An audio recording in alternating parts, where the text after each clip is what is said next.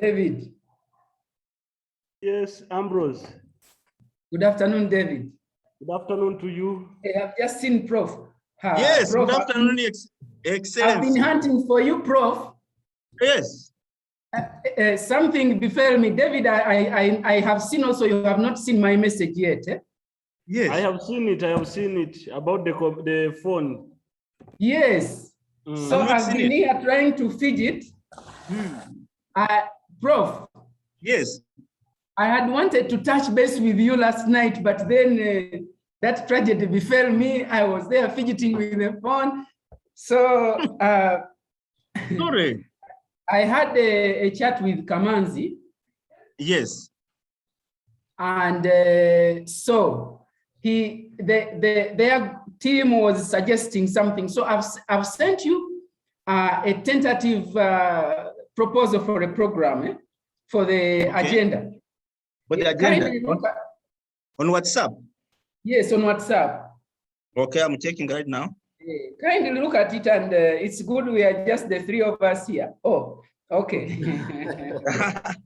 Audes has also joined. Good to see you, Audes. I was saying I'm going to have some disruption in about 30 minutes time. I'll be hearing, but possibly not able to coordinate the talking. Yes. And whoever is stable will be able to manage. Okay. In about 30 minutes, I will be on and off. I'll be listening very well, but possibly not able to coordinate as chair. Okay. Your Excellency, I'm not seeing an email and a WhatsApp from you. You are not seeing a WhatsApp from me? Yes. Wait a minute. Oh, yeah. Okay. Okay. From your personal account. Let me send it to you as it was. No, it's from my wife's account. Yeah, it is not here. It is coming now. Okay. You have seen it? David, have you seen it? Yeah, let me see here.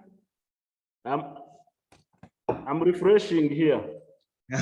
You know, it is Stephen who has bailed me out with all your contacts. Sorry. So you have completely lost us? Yes, even, you see, I'm not even on the group now, the think tank group. You are using a different phone. Yes, I'm using my wife's phone. I've just hijacked it. Oh, yes. Opening prayer, introductions, chair communication, presentation by VC, matters arising, committee report, matters arising, action points, closing prayer. Okay. Now, I think this David, is okay. You know what? David. Yes. You know, because of that, last evening I didn't get in touch with the VC for final communication. Yes. And even the program, that tentative one I've just shared with him now. So I don't know, David, if you have any knowledge of whether he's still prepared for us. Yeah, he's ready. Equally his team, as you can see, Audes. Yes, I'm thinking Audes. Audes is an advanced team. Yes, advanced team. Don't worry, I'm not listening to what you are talking. Exactly, and we know you have closed your ears. Yeah. So Ambrose, I can say the team is ready and is aware. He must be fantastic. That was my headache, because you know, I've been moving around hustling to get my phone worked on, and all these guys, you know, are telling her Gundika software yetaga kuiwa, you know, and I was pleading with them, no, I don't want to lose what is there. It's like, no, we have to overhaul the software because it crashed. So I was like, let me run home and use the one for my wife as I compose myself. Okay. Yeah, so that's good to know that this is ready. I'm sure other members will be crashing at the gate in a short time. Alex, good morning. Over good night. Alex, is it a good morning or good night? It is morning here. It's just 8 o'clock, which is good. Because I usually have to wake up, you know, at 5 because my daughter's bus comes at 6:30 in the morning, and that classes start at 7 o'clock, which is good. Wow. Ah. Good morning, Bernard. Mr. Maguru. Yes, good morning, Professor For you, Vincent for you, Bajire. for you, Even it Bernard is is in good to 3 the other p.m. side of. Maguru, you are local, good to 3 p.m. I thought Bernard had crossed to another time zone. I'm telling you, it is very difficult. I'm here, 3 p.m. Good afternoon, guys. Good afternoon. Good afternoon. Good afternoon. With this Yeah, experience, we shall thank you snatch so him much. over. Thank you so much for considering this as a very, very important aspect of our lives. Thank you. Ah, man, it is. You know, Professor Bajire. Yes, sir. This is background information. It's not even official, but I was staggered by the enthusiasm of this ad hoc committee. Do you know that between Saturday when we last met, I think, yes, and today, I think in between they have met for about 4 times. Wow, great. Ooh, one time they invited me into their meeting and it took about 2 hours and it was in the night. It started at 9 and I was amazed by the energy. No, I like the enthusiasm. Oh yeah.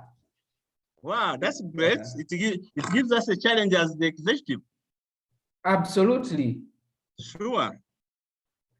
Absolutely. So but Bernard, for me how also, is the banking industry in COVID? No, the banking industry right now is a little bit very fragile. And what is making it very fragile is the unfolding events by the regulator in terms of increasing share capital from 25 billion to 150. Of course, you know, we have staggered by that. Years.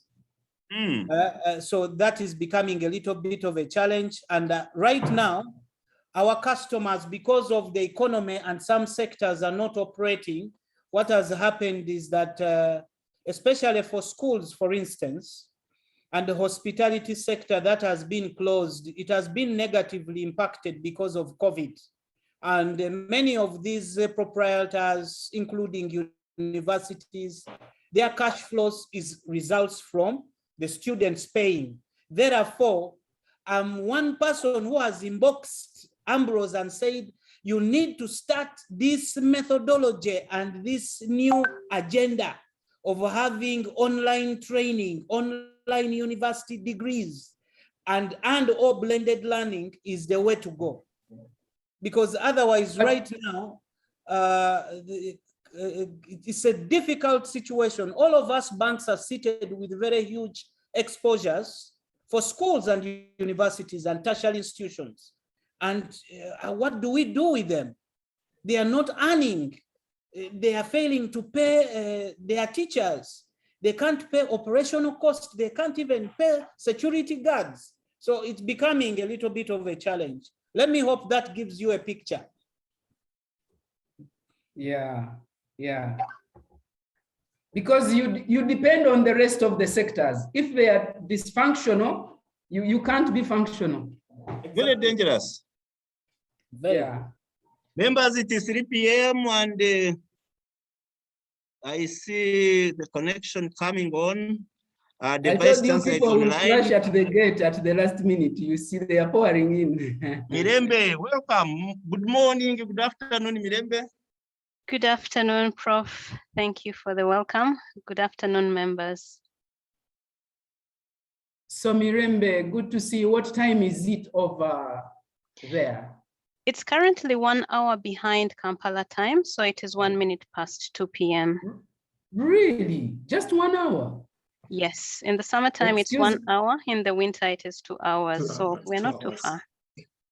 Excuse my geographical ignorance. Now, you see, some people argue that the things we study are irrelevant through the spectrum of the education system. I vehemently disagree with it. It's just that we are perhaps not helped to relate well with that content. I'm picking it from my ignorance of that basic geography about time difference and how now it informs how I should be appreciating business hours across the globe. Yeah, you make your point, a very good point. I work with teams across the world, and these are things that we have to factor in also. So if you're repositioning as a global citizen, all the content that you can get your way is always useful. Otherwise, you get into what we call ghettos of existence, whereby people start clogging according to people that look like them, talk like them, behave like them, and also culturally relate like them. But to get out of those ghettos of existence, you have to embrace, a global culture. Are these things that we should we should orient our university education towards? Like, say, for example, the element of global citizenship and what it means in practical terms. I can give one short example before we start. I have colleagues from friends and colleagues from Saudi Arabia. So when they go back after spending a lot of years here, they want to have the same lifestyle they had in the United States, they had in Europe, they had in Switzerland. They want to have very nice coffee brewed for them. And right now we're seeing a lot of youth from Uganda being sent to do those kind of jobs as housekeepers. And what they're telling me is that Ugandan labor is very cheap compared to high-grade labor from the Philippines. Ugandan labor can only do one thing. They know how to steam matoke, they know how to boil milk. They can make cappuccino. They don't know what it is. So they become very disappointed because now the kids have not been trained with those kind of skills. They're telling them, hey, there's so many jobs in the Middle East. They don't know how to run a dishwasher. They don't even know what it is. Alex, next to where I stay here in Lunguja, there is a small shop, and the guy trains baristas there. These young men, normally it's young men. He trains these guys to brew coffee and so on. And normally those ones who are going to work in the Middle East, they train them here and they go to brew coffee in those. Yes, Middle Easterns have got a lot of acquired tastes, and they want to have the same tastes when they return home. Members, it is 3 p.m. Past 3 p.m. in course time. Can we think of starting? Ambrose, you will guide us. Yeah, I think is our chairman, Kamans is our chairman. My only concern is that the chairman of the committee, which is the main, is not here yet, but I hope he will be by the time we go through the prayer protocols and so on. I think we can start, Professor. No, we need to wait for Chairman Kamans because it's really the reason why we have this subcommittee today. And it would be unfortunate to miss the state of the university address. Are we in touch with him off the platform? Yes, I'm in touch with him. He was having some connectivity issues, so he was just switching over to a different place. So he had asked me to start in the meantime, and then he can join. He can join us along the way. Okay, because it's the reason why we are here. Is the chairperson who is going to tell us. My work is just to moderate the talking, but he's really the chairperson together with his very able committee. You people, the way you met, I'm told. I just want to feel small and say, yes, you are there, you are driving us. Dear members, the proposed agenda is we have after the prayer, then we have a communication from the chair that will basically be short. And then we have state of the university address. We have a presentation from the acting vice chancellor and his team. Then we have matters arising from the communication by the vice chancellor. Then we get the committee's report. We discuss matters arising, we agree on action points, and then we are done. As we agreed last time, we didn't wish to have these meetings to take too long. If you have an hour's meeting, is okay, 1 hour and a half at most, so that even if someone is busy, he says, no, I have one meeting, it will be just an hour, just give me an hour and I'll be done. Then it drag on, and people start dropping off. So if it's okay for you, any comment on the agenda, any view of change, of addition, of subtraction?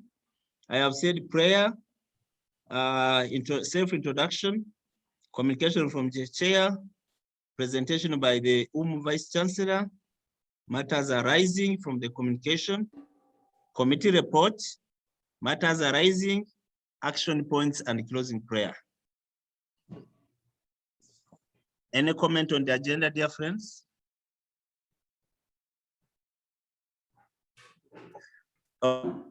Okay, seems as if it's okay to proceed. I second that we proceed. Okay. Okay, thank you very much. Annette Nanyans is saying also we proceed. Shall we request Mirembe to give us an opening prayer? Thank you, Chairman. Let's humble ourselves for prayer. In the name of the Father, the Son, and the Holy Spirit. God, we thank you for this day. We thank you for the gift of life. We thank you for the gift of membership and community.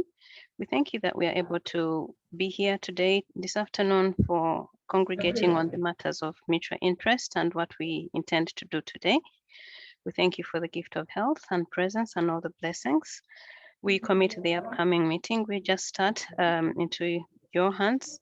May the deliberations be fruitful, constructive, and action-oriented. And we thank you for the opportunity that we are able to do this and continue on this path following on our last week exchange. With this, in Jesus' name we pray. Amen. Amen. Thank you very much, Mirembe, for invoking the Spirit and God to guide us in our meeting. Thank you very much, everyone. Our next item on the agenda, we note that Stephen is our secretary and therefore he does all the rapporteur, I think. Members, we shall have personal introductions. In a simple way, we are getting to know each other a bit more and more. My name is Vincent Bagire. I am the coordinator of this think tank asked by the Umuaa executive. I was in Uganda Matters University from 18th October 1993 up to 18th October 1996. What is iconic there is having been the first president of Umusu. That is specific to me and me alone.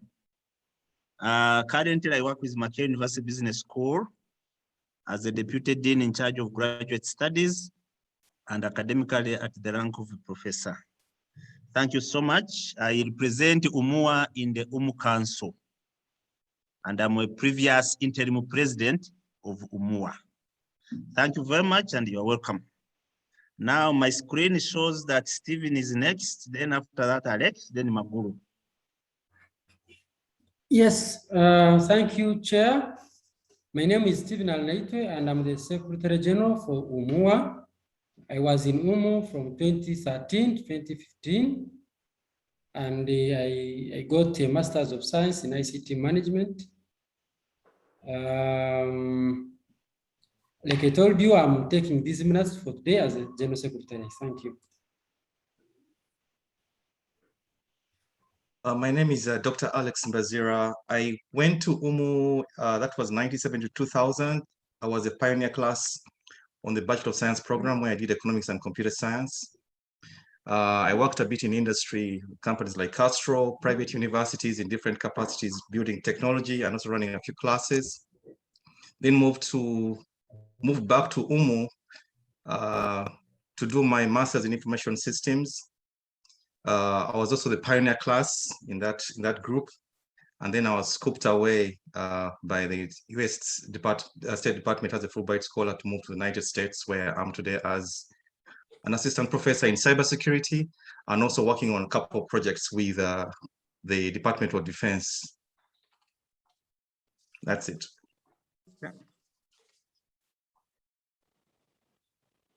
Yes, Alex, yeah. Thank you. Chairman, who Yes, is next? Bernard, I said Bernard, I mentioned the first three. Okay, okay, thank you very much, colleagues. Bernard Robinson Magul is my name. I'm an alumni of UMU. I was in the same year, let me call it the third lot, with Evelyn and some other colleagues that are not here. Right from the university, I joined banking. But before banking, of course, during the interim period, I used to do a few works, especially our senior, Mr. VMMS, inducted us into really doing work. He introduced us to Centenary Bank, our bank. That's where I started work. After doing a few works in Centenary, I joined the central bank. That time, the central bank has got a funny approach of recruiting, which I've managed to demystify that it shouldn't be the way. They only want to hire people with first class and second class upper. And which for me, outside here in practical world, it is the ethics of the individual, the work ethic. It's not mainly the knowledge and the grade that you earn at the university. So I worked there, I was in charge, I did everything in commercial banking, and at one point I was in intelligence of commercial banks. I was tasked, because of the commitment from UMU, I was tasked to work on cooperative bank, ICB, and all those closed banks, including Greenland, rationalizing them. And my last assignment on that aspect was to work with the Booz Allen to rationalize the sale of Uganda Commercial Bank to Stanbic.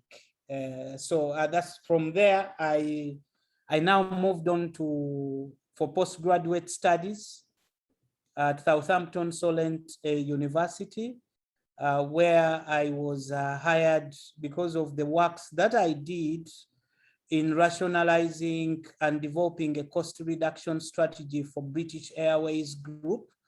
I was hired by the then MD of British Airways to start the strategy department and to make sure that we close unprofitable routes like Uganda and Nairobi. So having concluded that task, I was then, as I was working, one time I was in the bank,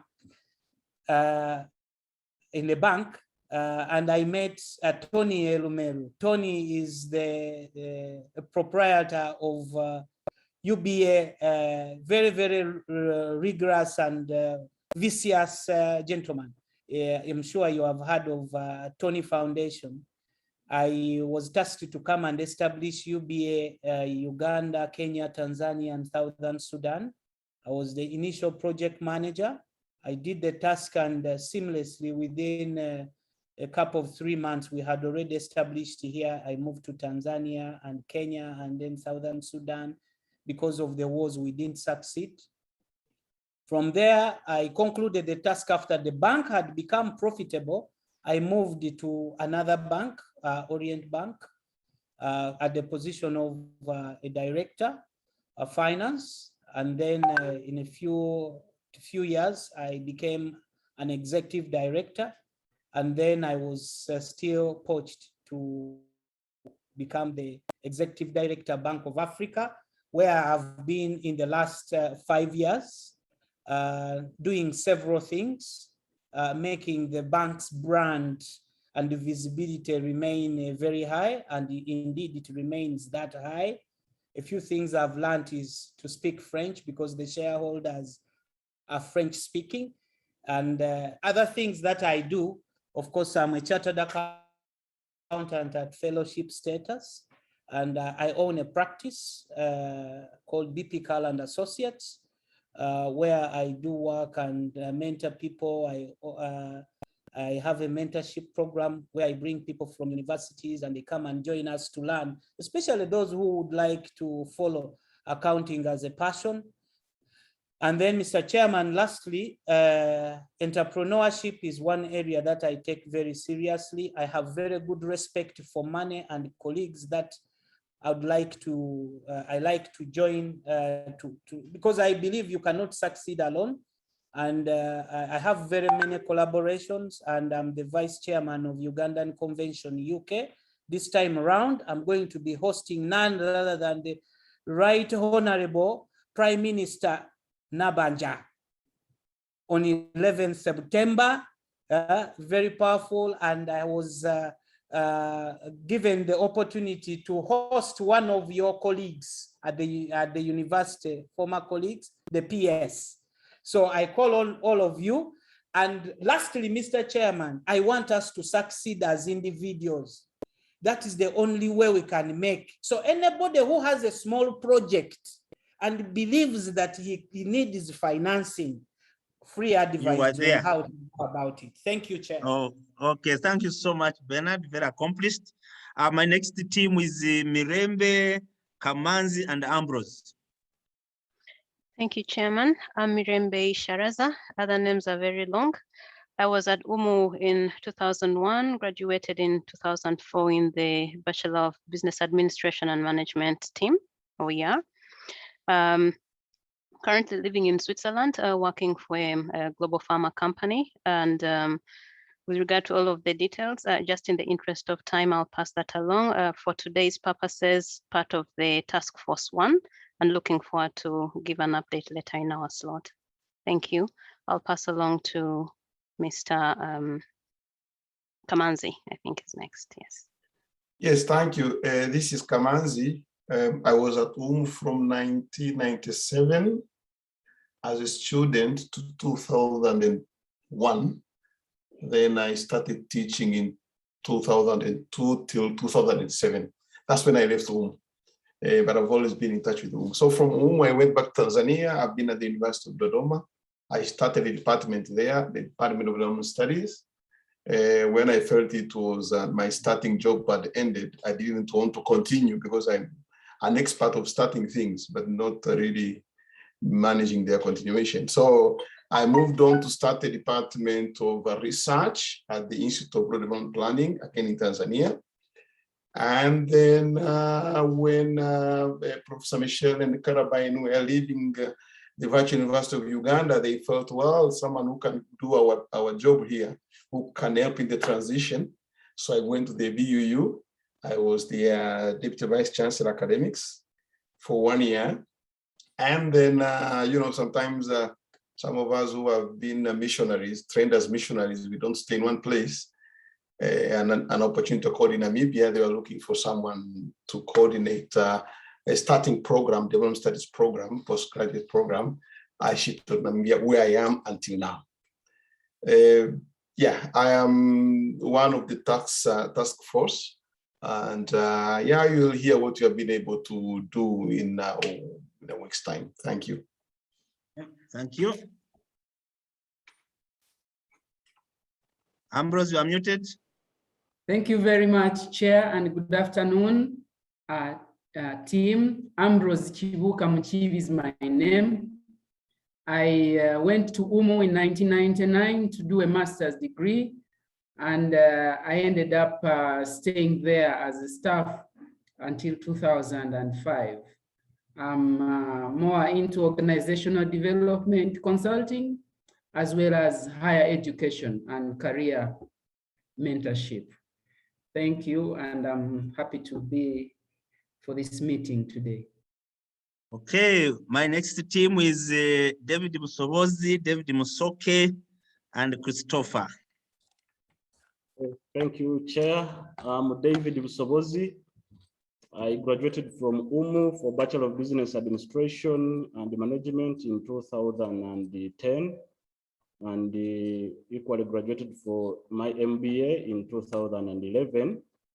I'm currently the Alumni Relations Officer, administratively on behalf of management, managing the docket of alumni. Thank you so much.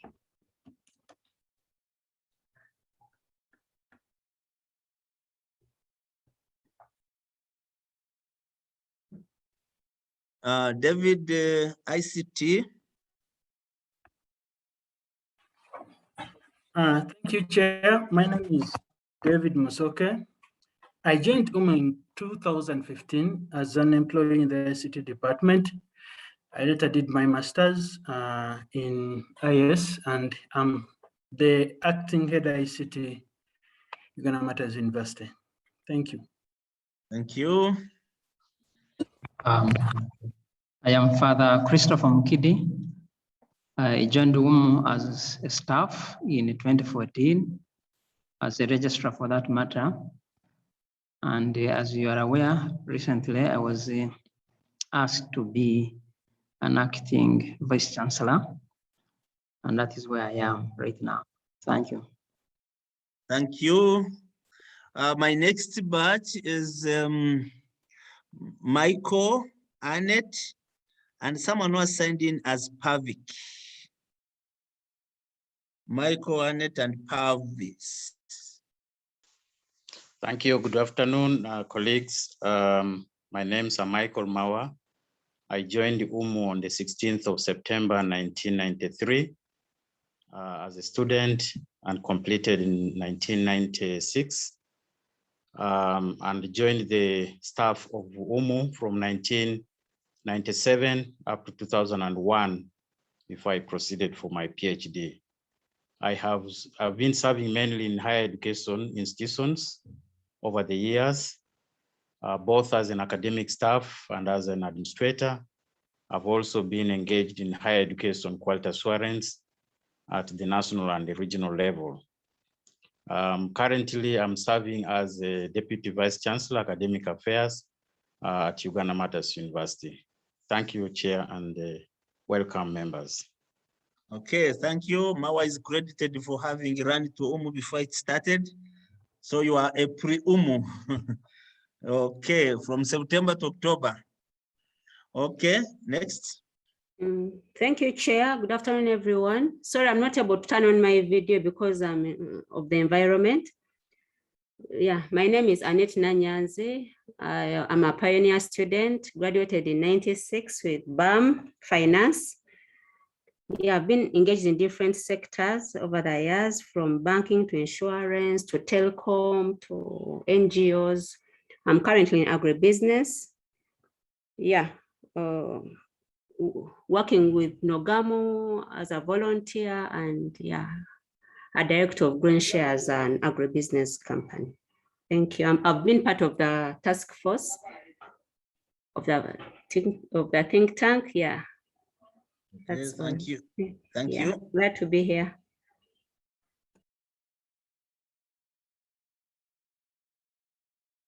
House, you are muted. Hello. PAVC, I'm the personal assistant to the Vice Chancellor. My name is Lucy Ntimba. I've been working with Umuaa since 2007. I'm also an alumni. I did my master's in development studies from 2008 to 2010. I'm happy to be here. Thank you. Oh, thank you, Lucy. I hadn't read it well. PAVC. Thank you. Thank you. My next team is Evelyn, Ronald, and Audes, and Judith last.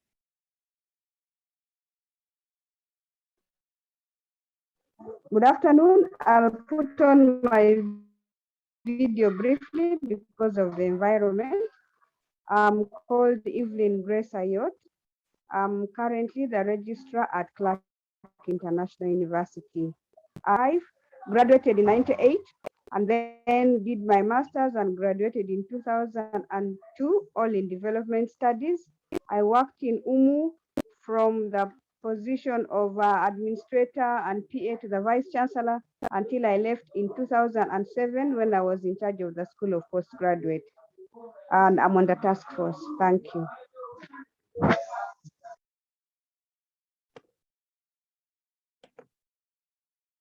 Thank you so much, Chairperson. Ronald Alija is my name. I joined Uganda Matters University in 2017, August, as a finance officer. And as of date, I'm the acting chief finance officer, Uganda Matters University. Nice to be on the team, and I wish you cooperation. Thank you.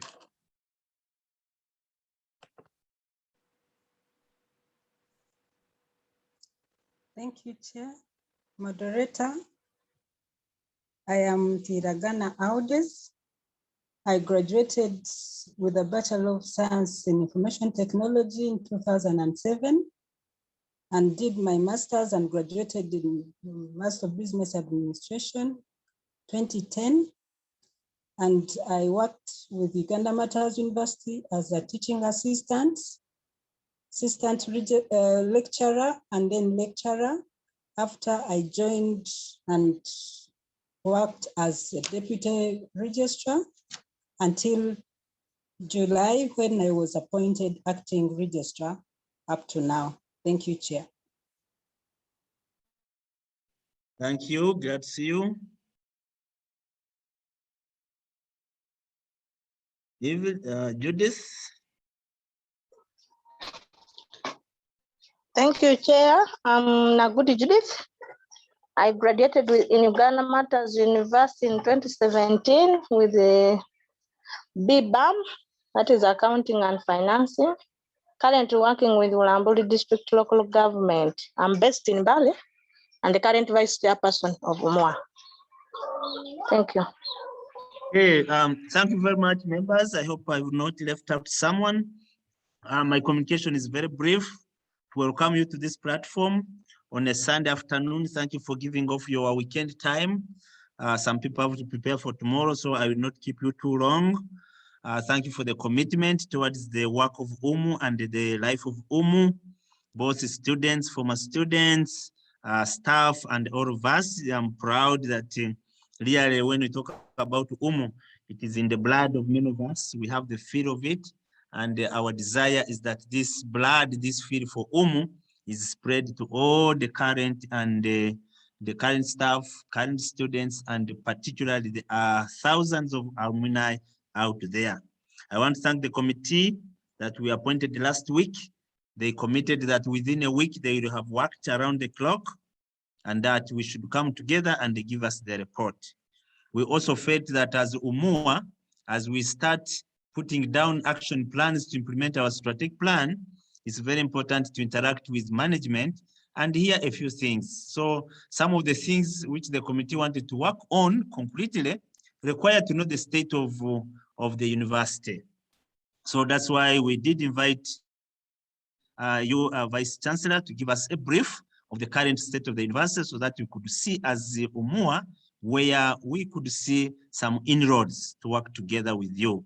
I want to thank those of you who were on the conference yesterday, our second Umuaa conference. Thank you very much, Evelyn.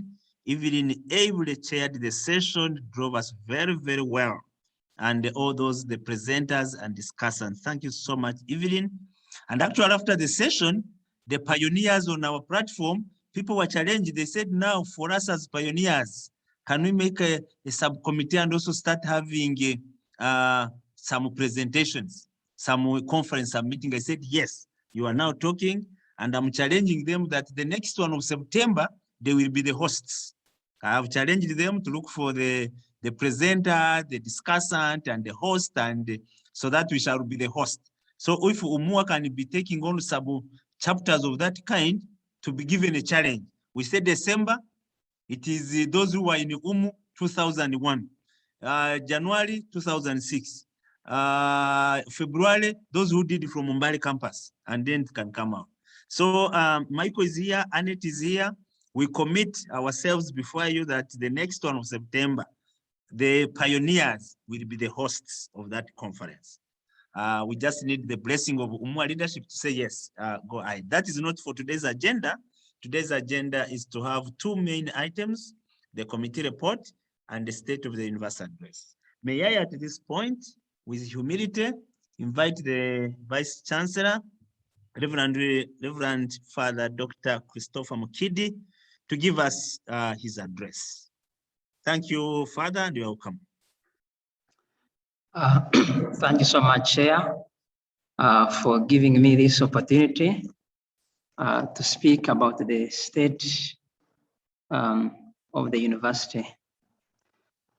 The President, Mr. Kibuka, had asked me to speak about priority needs of Uganda Matters University. but I have given it a broader view to cover the role of the alumni in restoring Umu's glory, putting Umu back on top, or in Luganda, Umu Kontiko. I would like to begin these remarks by thanking you for all the good work you are doing for humanity, and particularly for Uganda Matters University. I am reliably informed that since I made a request to you to consider forming the think tank that would advise management on a number of issues, you have been quite busy with the formation of the same and the resultant request to share more with you the priority needs of Uganda Matters University. I'm grateful that you took the assignment seriously and gave it the attention it deserves. Before I give you the priority areas, let me highlight some of the background behind the request by focusing briefly on some of the key challenges that we have had and which, in my view, have partly put us where we are today. So I'm speaking about the background to the challenges. One has to do with the status of payee and NSSF over the years. The financial challenges that we have had in the last decade are a buildup of some of the decisions and actions that were taken 10 years earlier. For quite some time, Umu was not remitting payee and NSSF until in 2011, when these statutory bodies threatened to close the university's accounts. Thus, by 2011, Umu had accumulated so much debts to these statutory bodies that the governing council in 2012 had to opt to obtain a loan of 2 billion to pay off these debts. As a rate, this loan is still being paid back, and we shall complete the payments in February 2024. Due to poor cash flows, beginning with 2015, the university still found a lot of challenges related to meeting the daily operational costs, paying suppliers, and meeting the statutory obligations. This situation led again to defaulting on the payments of payee and NSSF. Until March 2021, Umu had again accumulated areas for payee amounting to 2 billion and 5 billion for NSSF. Fortunately, through last year and part of this year, Umu has managed to pay payee and NSSF up to date. With NSSF though, we still have 4 months for areas that need to be cleared. The second point that I want to speak about in terms of background is the low student numbers. Students' numbers during the academic year 2020/2011 stood at 4,955. The following year, that is 2011/2012, student numbers dropped to 4,654. That was a drop of 301 students. One of the key reasons for the explanation of the drop was linked with what was going on in the Faculty of Education. The distance holiday programs of diploma education primary and bachelor education primary curriculum were found wanting, and the Ministry of Education and Sports directed the university to include certain aspects that were missing in the curriculum. Students who had gone through the programs were recalled to do the courses that they had missed. This development created a negative reputation, not only for the Department of Education, but also for other programs at The numbers continued to drop from 4,654 in 2011/2012 to 4,557 in 2012/2013. Besides the above reasons, numbers would also have dropped due to the false perception that developed within the Ugandan society that Umu was too expensive. Part of this perception was due to Umu failing to do aggressive marketing amid the mushrooming new universities through the years. Here we are referring to 2000 up to 2018. Within Umu, the conviction was that students would continue to join the university because of the quality that it offers. Starting 2019/2020, numbers had started appreciating actually to 6,000 students. Unfortunately, the COVID-19 pandemic disrupted this positive growth. The third major challenge is the starting of campuses. In the early years of 2000, the Uganda Peaceful Conference mooted the idea of the university extending its educational arm to the far ends of the country. This was in view of replicating the Umu quality services to all the Catholic regions of Uganda. Originally, the idea was that the established campuses would be under the auspices of the dioceses and would be a stepping stone to become regional universities run by the dioceses.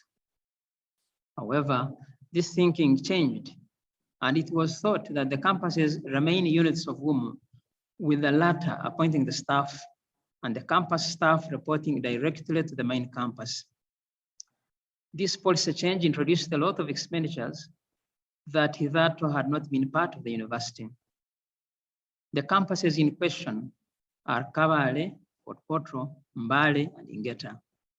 Masaka and Rubaga, though campuses of Umu, are run directly by the main campus and have the capacity to meet their needs. Though campuses are a challenge, they can also be an opportunity, especially during this time of the COVID-19 pandemic. With a good ICT infrastructure base, students in similar programs in all our campuses can be taught together and hence reduce on hiring many lecturers. For example, one lecturer of ICT based at one campus can teach all students of an ICT course through all our campuses. Instead of having 7 lecturers for all the campuses, we would have at most 2 lecturers for all the campuses. Besides, campuses can become avenues of investments as they have untapped land and other resources. The fourth challenge, uncontrolled expansion of the university in terms of programs. Over the last 28 years since Umu's establishment, developed programs have grown exponentially. Undergraduate programs, for example, have grown from the original 2 in 1993 to about 70 programs to date. And postgraduate programs have expanded from 5 in the early 1990s to over 30 to date.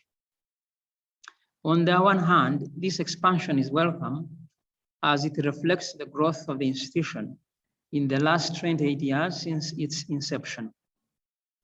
On the other hand, some of the programs developed are duplications of other programs with the resultant effect of the uncontrollable expansion of Umu's workforce. A committee was recently put in place to audit the programs and remove, among others, the unnecessary duplications. This, we hope, will in the long run also remove unnecessary expenditure associated with overstaffing. Challenge number 5 is staff attrition. Though in a university context, it is normal to see staff moving from one university to another, or even to an organization. In Umu's situation, the situation lately of staff leaving, especially for public universities, is somewhat worrying. Behind it all are the low salaries that we pay our staff. As more public universities open, the fear is that they target their staff from private universities, including Umu. In most cases, we end up losing key staff whom we have invested in. We know what to do for our staff, but the resources are rather limited. Chair, this takes me now to item number 3, the selected priorities for the think tank. I want first to introduce this topic. In view of the above challenges, management has been exploring ways on how to overcome them and put Umuaa once again on the path to glory. With the guidance of council and its committees, management, as indicated above, has managed to pay off the payee and NSSF that had proved a menace to the institution. This indeed is a very big achievement. Management had also started a program of half tuition bursaries in 2018 for many categories, including the alumni, purposely for increasing students' numbers. Owing to the bursaries, in 2019/2020, Umuaa was able to register 6,182 students, up from 5,525 in 2018/2019. These numbers were expected to appreciate further in the academic year 2020/2021, but this could not happen due to COVID-19 and the resultant closure of institutions. Number 2 is the 6 months action plan or agenda for the 6 months.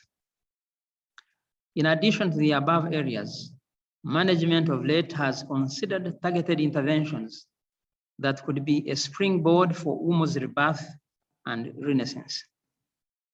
In these targeted interventions, management has come up with 13 areas that it wants to work on in the next 6 months. Take note that item number 4 has to do with working partly with the alumni.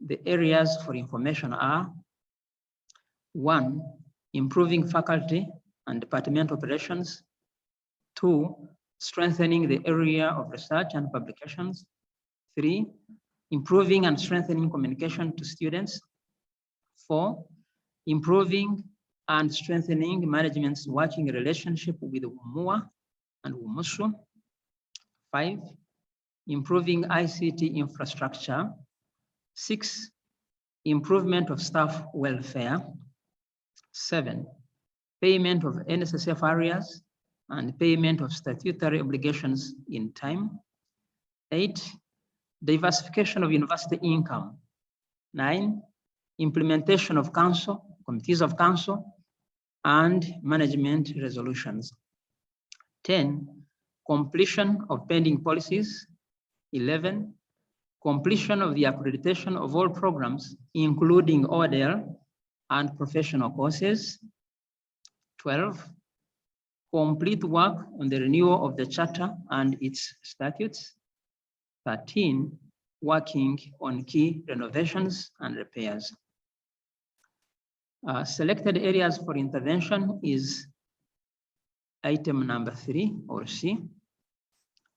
As indicated above, from the 1st of July when we took office, management came up with the above program or agenda and committed itself to follow it for the next 6 months. I'm glad to mention that we have already started to implement some of the areas within the program. Last Sunday, that was on the 22nd of August, 2021, I was pleasantly surprised when I got a message from your president, Mr. Kibuka Ambrose, requesting that the alumni were interested in knowing the priority areas of the university, which the alumni can discuss in their meeting of 29th of August, 2021. Management at its last meeting identified 3 areas, that is the first 3 chronologically, in which they felt the alumni's contribution can make a difference towards the path of transformation.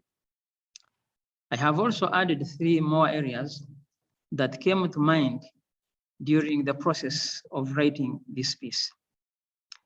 Item number 1 is the ICT infrastructure. In view of teaching and learning across all Umu campuses, and particularly during this period of the COVID-19 pandemic, where our students have to attend lectures online, it is a necessary requirement to have our ICTs updated to the required standards. Here, we are talking of equipping our computer laboratories with enough computers, servers, and switches, and generally improving internet connectivity at the main campus and all our campuses. We are also talking of the state-of-the-art conferencing rooms where it can be possible to teach, for example, from Umu, and a student from Mongeta would be able to access the same learning as the student at the main campus. Like MTN, we would be able to reach students wherever they are. So this would improve our students' numbers and consequently solve our cash flow challenges. But also, it would cut down on the number of staff or programs offered in more than one campus. What is interesting is that an investment in ICT infrastructure would improve our efficiency in teaching and learning, increase our incomes, but also cut down on the university's expenditure. Indeed, an investment in this area would unlock our potential and identify Umu as a force to reckon with in the area of online teaching and learning. Item number 2, completion of the law block. In 2018, the National Council for Higher Education and the Law Council approved our Bachelor of Law course to run under the arrangement, or call it an MOU, in which Umu was required to improve on its infrastructure within 2 years. Specifically, we were expected to come up with a moot court. Umu began in haste and started a one-storied building in view of the expectations from the regulators. The ground floor was completed, although the finishes are still yet to be finalized. By finishes, I mean the shutters, installing electricity and water. The first floor still needs to be worked on and the whole building completed. When this law block is completed, the spaces which the law block are using would be freed for other lectures. The completion of the law block would assure the university of the completion of the accreditation process of the law program. If it had not been COVID-19, the Law Council would already have come for verification. In this aspect, COVID-19 has been a blessing for us. Item number 3, restocking of the university farm. The university farm is one of the areas that the university has selected to diversify its income. At the moment, the farm has 2 plantations of matoke, poultry, piggery, and cows, plus gardens for a number of seasonal crops such as maize, tomatoes, and vegetables. There are 66 cows on the farm. Majority are of the Ankole type, specifically they are 48, and some others are a mixed breed, which are 18. The milk production from these cows is very low and therefore cannot qualify to be a proper commercial project. In a year, the university spends about 28 million on casual laborers to cut the grass on the farm. One would think that the money paid to the casual laborers should be invested in buying more cattle to populate the farm. Unfortunately, when this money is realized, it is paid to the workers in small bits.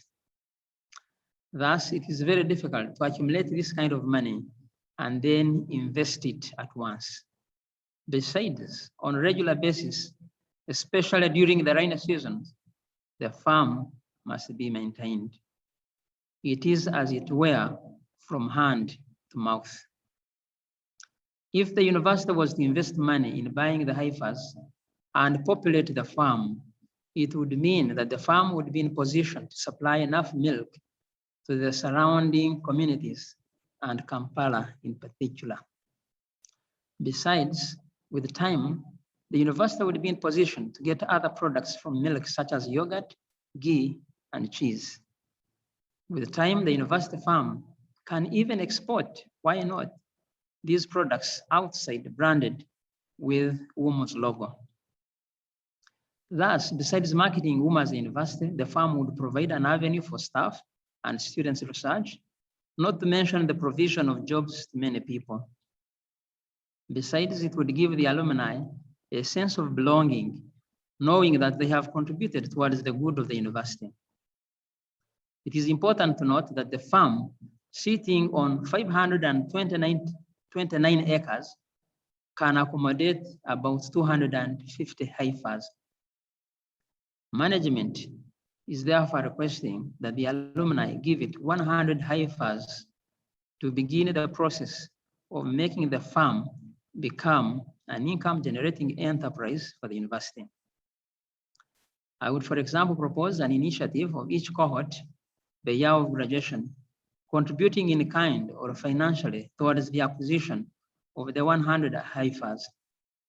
As management, we imagine the graduation class, for example, of BAM 1996, 1997, 1998, etc. Each cohort contributing a heifer, or to a given extent, each or individual alumni contributing a heifer each for those who are able. This will make a great contribution to the university in that it will turn around Umu's fortunes. Item number 4, these are the alumni scholarships. Experience has shown that some students fail to join the university simply because they come from poor backgrounds. Other students succeed in joining the university, but it is a struggle for them to complete. Many drop out along the way for failing to pay the fees. Whenever we are considering results of faculties, we get to learn as management that some students would not sit examinations because of financial issues. Some come back and complete their studies after finding some funds, but many drop out.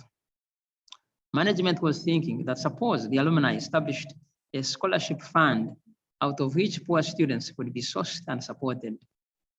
The scholarship would be publicized, and in so doing, it would also increase Umu's visibility.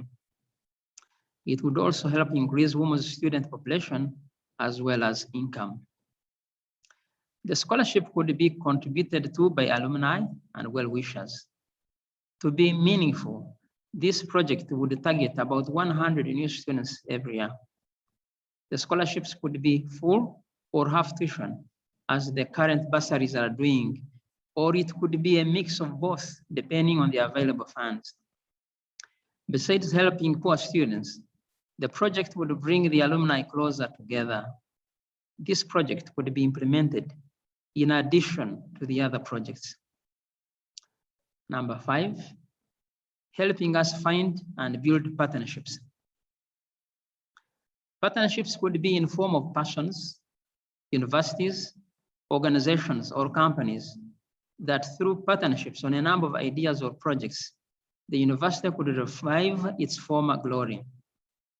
WUMU could venture with other partners in the areas of research in agriculture, business, education, architecture, law, social sciences, computer science, and public health, just to mention a few.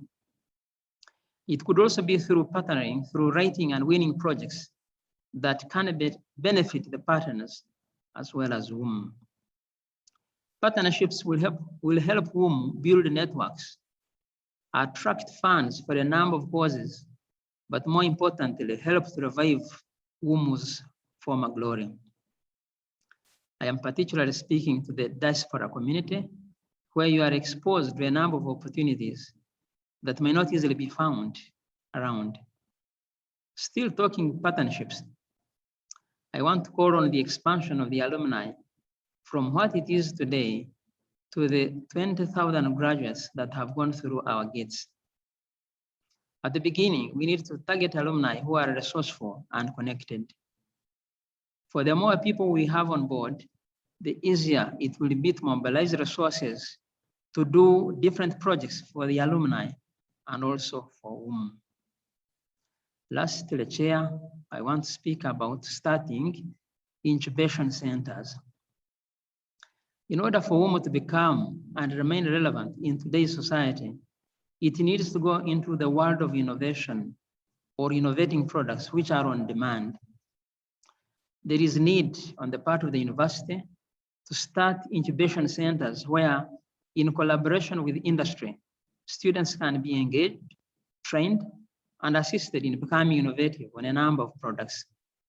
The incubation centers will rejuvenate our programs, but even more importantly, help our graduates to employ themselves and or find it easier to find employment. Should the above proposal get a blessing of Umuaa, management will appoint some staff who can work with the alumni in coming up with a concept note in developing incubation centers. The committee will also work on modalities, how these incubation centers can be developed and operationalized in Umuaa. The committee can also look into the sourcing for funding locally and internationally in supporting the venture. It suffices to say, though, that the alumni can be a big engine, that they can be a big engine in the implementation of this idea. This idea we can continue to discuss with the Umuaa president and the think tank president and see how best we can fast track it and implement it. Chair, I want to conclude as follows. When we met as management, there were quite a number of ideas that we discussed regarding what to submit to you. I confess that I have not given you all the ideas, given the fact that you asked us to prioritize. However, as I end, at least allow me to mention the areas that made the management's list. They are support for research, chairs in lecture rooms, e-library resources, sports arena, Lubaga building complex, and mentoring leadership among students. Secondly, I sincerely see that Umuaa's rebirth, renaissance, and revival to its former glory lies with you. You have the motivation by the fact that you are the alumni, and because of this motivation, you have the passion. You have the skills and networks that can catapult Umuaa to another level, and you have the resources. Resource number one are the numbers. With all this mix, Umuaa cannot fail to achieve what we have put our hands on. President Nyerere, after taking office as the President of the United Republic of Tanzania, told the Tanzanians that, I quote, "We must run while they walk." By this, Nyerere meant that Tanzanians, compared to the developed countries, cannot afford the luxury to walk if they have to catch up with the developed world. They cannot walk, but must run. My dear colleagues, similarly, if we are to catch up on so many different fronts, we must run. In my view, running means mobilizing ourselves and other stakeholders to get the bull by its horns. We are already handling the bull. Those are the challenges, and we need to put it down. Fortunately, some of the Umuaa alumni are well placed. Let us reach them. As President Obama said to the American people, together we can. Once again, I thank you so much for giving me this golden opportunity to speak to you. I feel honored and privileged to have spoken to you for the second time in about a month.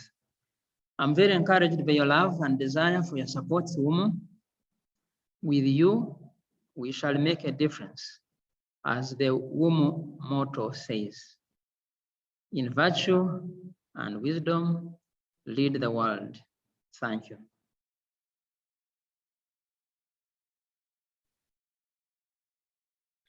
Wow, thank you very much, Father Mukidi. Wow, very great. We are all very grateful for the great State of the Nation, State of the University address. You have really given us the picture. While you were talking, we were joined by Mzee Michel Jean. Prof. Michel, I most sincerely welcome you to the platform. Thank you for joining us. Thank you for being part of us. Flows in your blood, and so anything to do talking about it just rings into your lives. Thank you very much for joining us. Could you say hi to the platform? Hello to everybody. It's my pleasure to see that you're coming together and put your heads together and ideas together so as to realize something which will benefit our university, Uganda Martyrs University.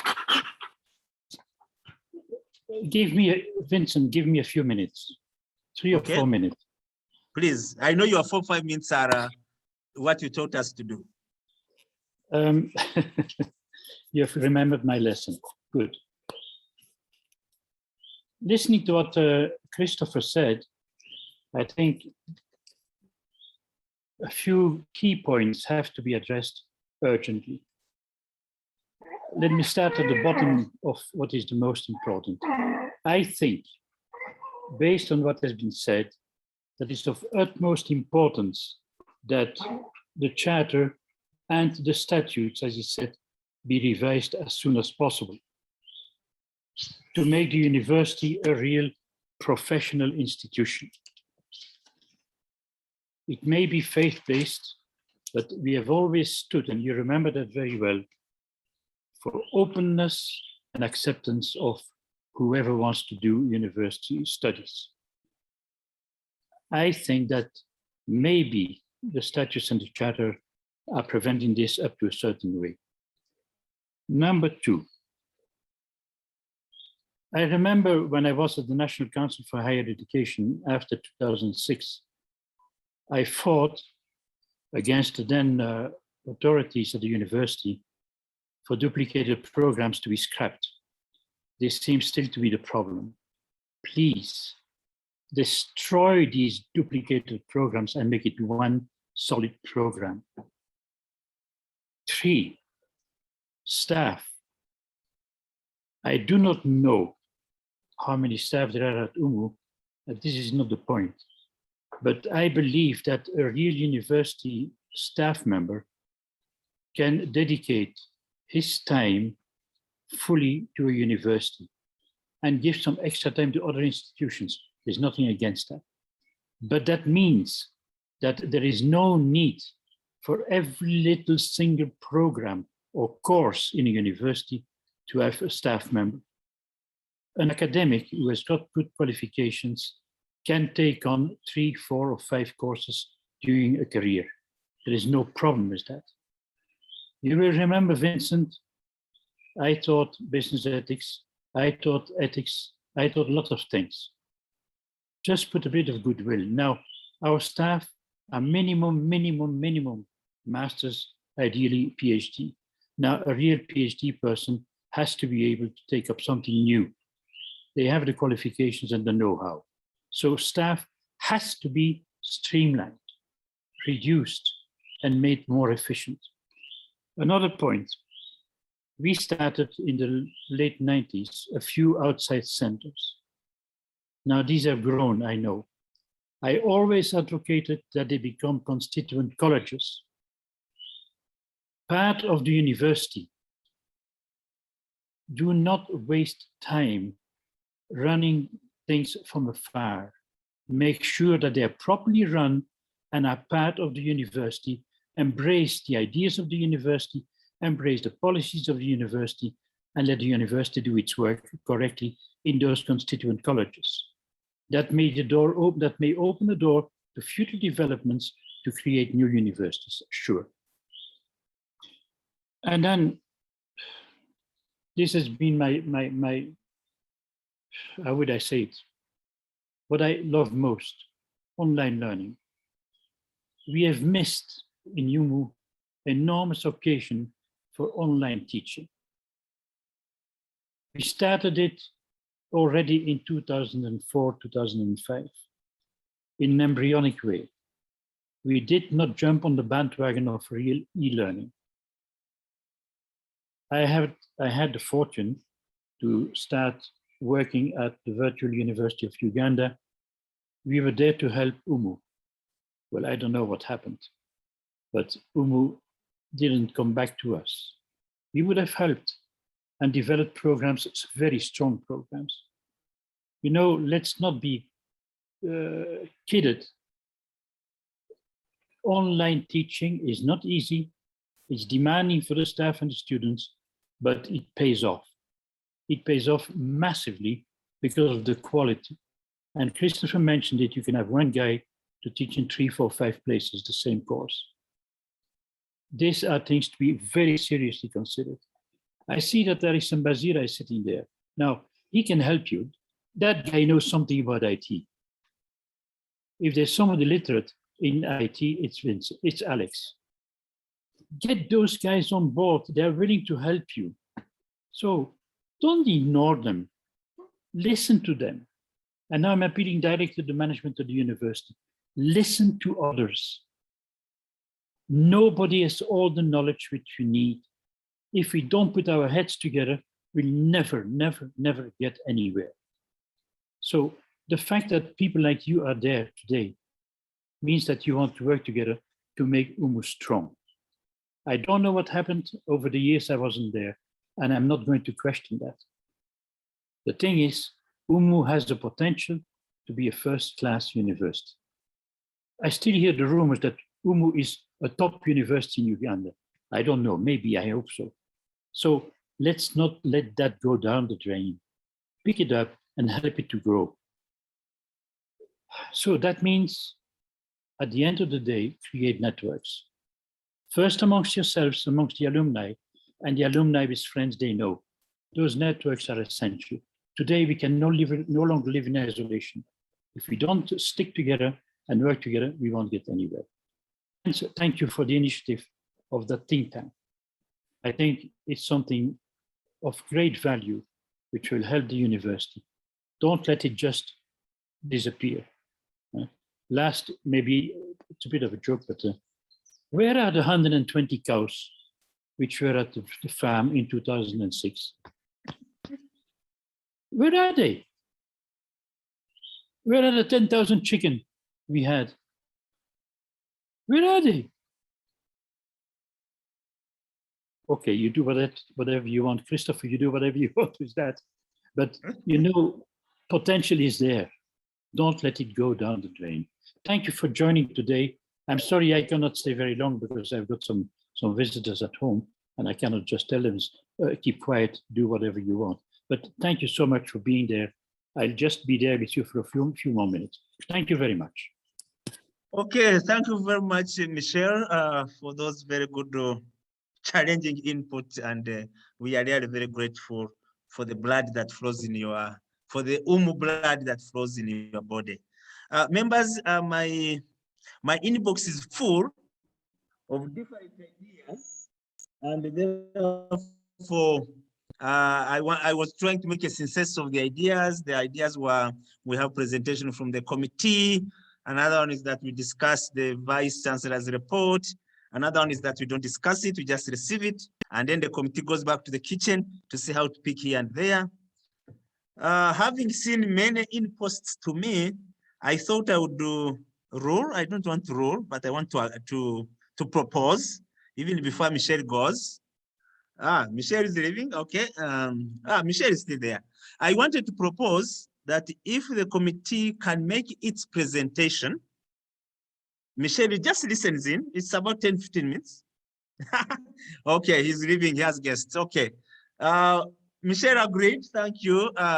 Okay, Michelle, wonderful, thank you. Thank you for being there. Thank you for having joined us. Members, I was ruling that the committee makes the presentation.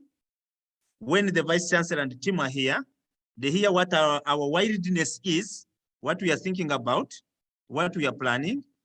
If time catches us, we don't discuss, but we shall have had each other. And then the committee is able to go to the kitchen back to look at more soup to add and more onions and what to put there.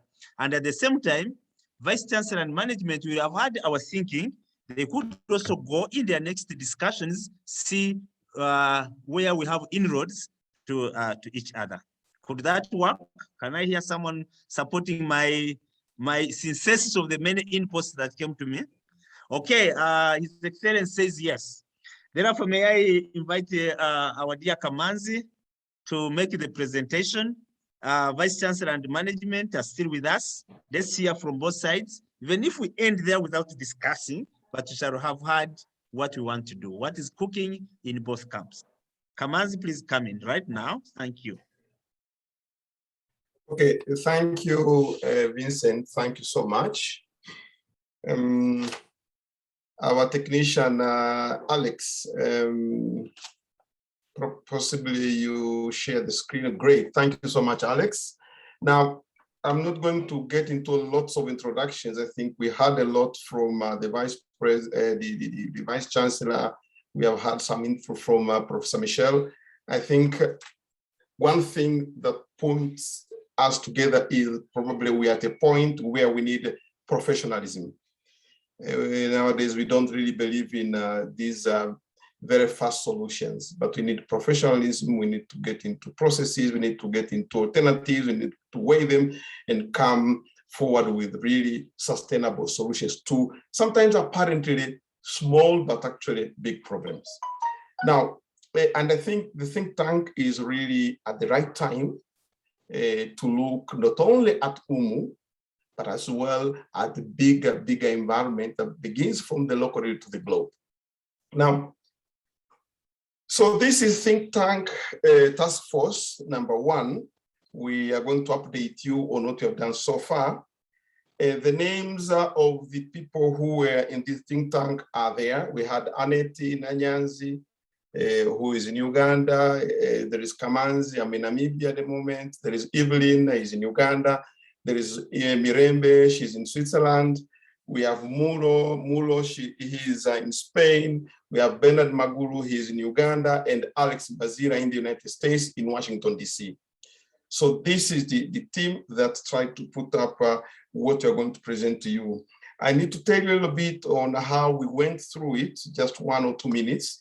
Immediately when we got this task, we had to invent a way that we could collaborate from the different places where we are. And we use what we call the Google slide document, in which all of us tried to contribute our thoughts. We had some brainstorming sessions. We had where we tried to put together the identified themes, and then we had a draft which we discussed, and then of course we had this kind of final draft that we're going to give to you today. So we had 3 things to do. We had to propose a name for the association, alumni association. We had to propose the terms of reference, and we had proposed the themes. But again, after this one, we think we need to propose as well how we can move from what we have at the moment. Now, we have 2 presenters who are going to do it. It's Bernard Maguru and Mirembe. And at the back of the wheel is Alex Bazira, who is going really to be helping us with the scrolling up and down of our slides. Now, one thing probably, if you get to the plenum, one thing I will ask really is to be strategic. I mean, this work is strategic in the sense that we are looking far, we are still broad, but we want to get a way to get into bigger problems and to address them in a bigger way, because we have at heart. And we would like to make really a kind of a proposal that this think tank is a project, quote, a business or a program that is going to be managed by the Alumni Association and professionally. And these people, therefore, who are in this body are going to see different ways of how different stakeholders, among which our beloved is going to be assisted. And we really would like to be professional in this, and that's what we start with from the word go.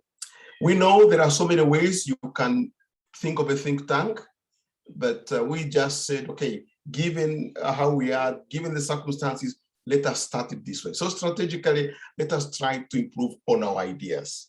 Thank you so much. Now, yes, we have Mirembe. I think she's going to take us through the next slides. Thank you. Thank you, Mr. Kamanzi. Good afternoon, members. Thank you for overall the overview so far we received, and we'll just get started. Now, just to walk you a little bit in addition to what Kamanzi mentioned, as we were coming up with the thought of what is the name potentially of the think tank, we had a brainstorming. We reflected on core values, what is the purpose, what is the objectives, and we looked through a couple of options and ended up with what you see on the top.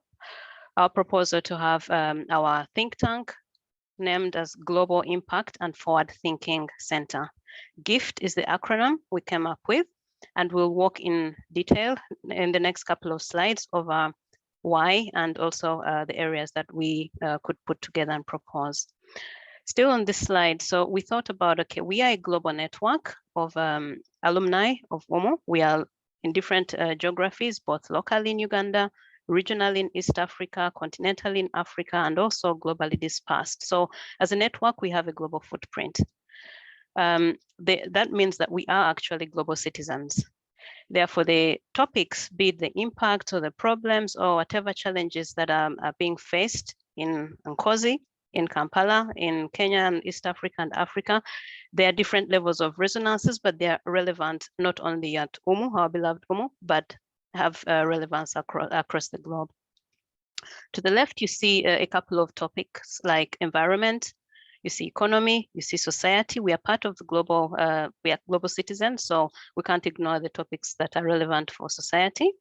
So the themes that we will be exploring, and the naming convention is that sort of zoom in, zoom out from Nkozi at the heart, UMU, to the global citizenship that we are as a network globally.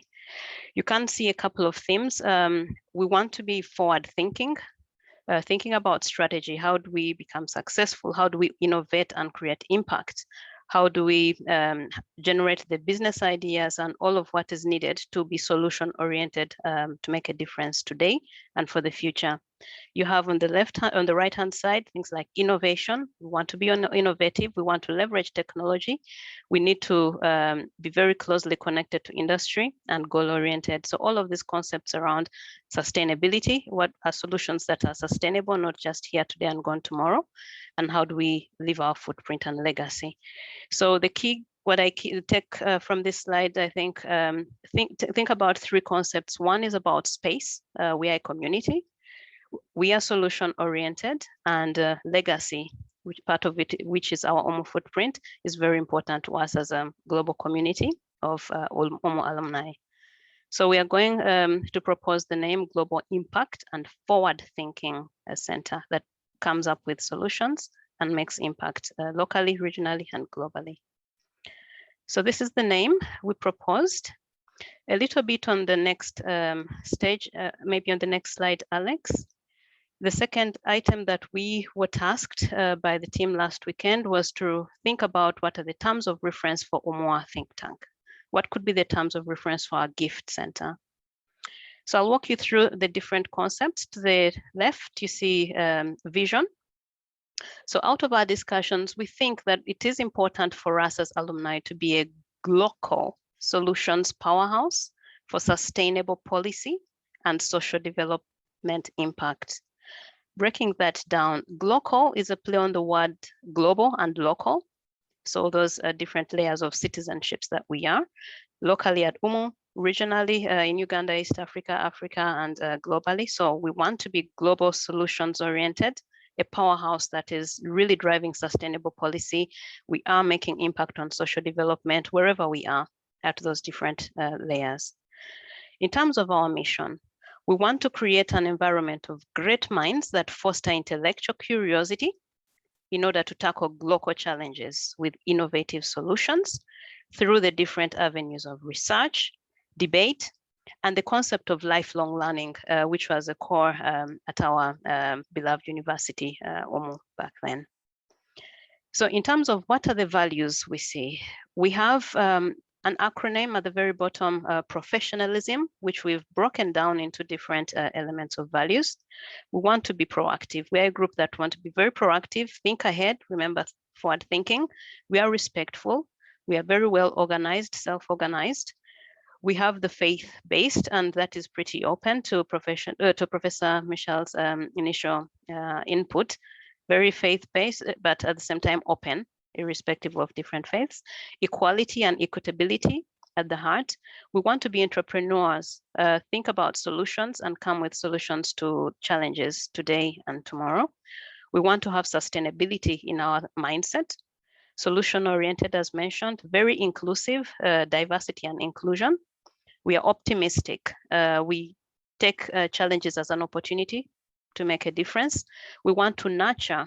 Remember the element of legacy. We left Nkosi a number of years ago, but we also want to have a continuous output of making the difference for the current and future students and alumni who will in the future be fellow alumni like us.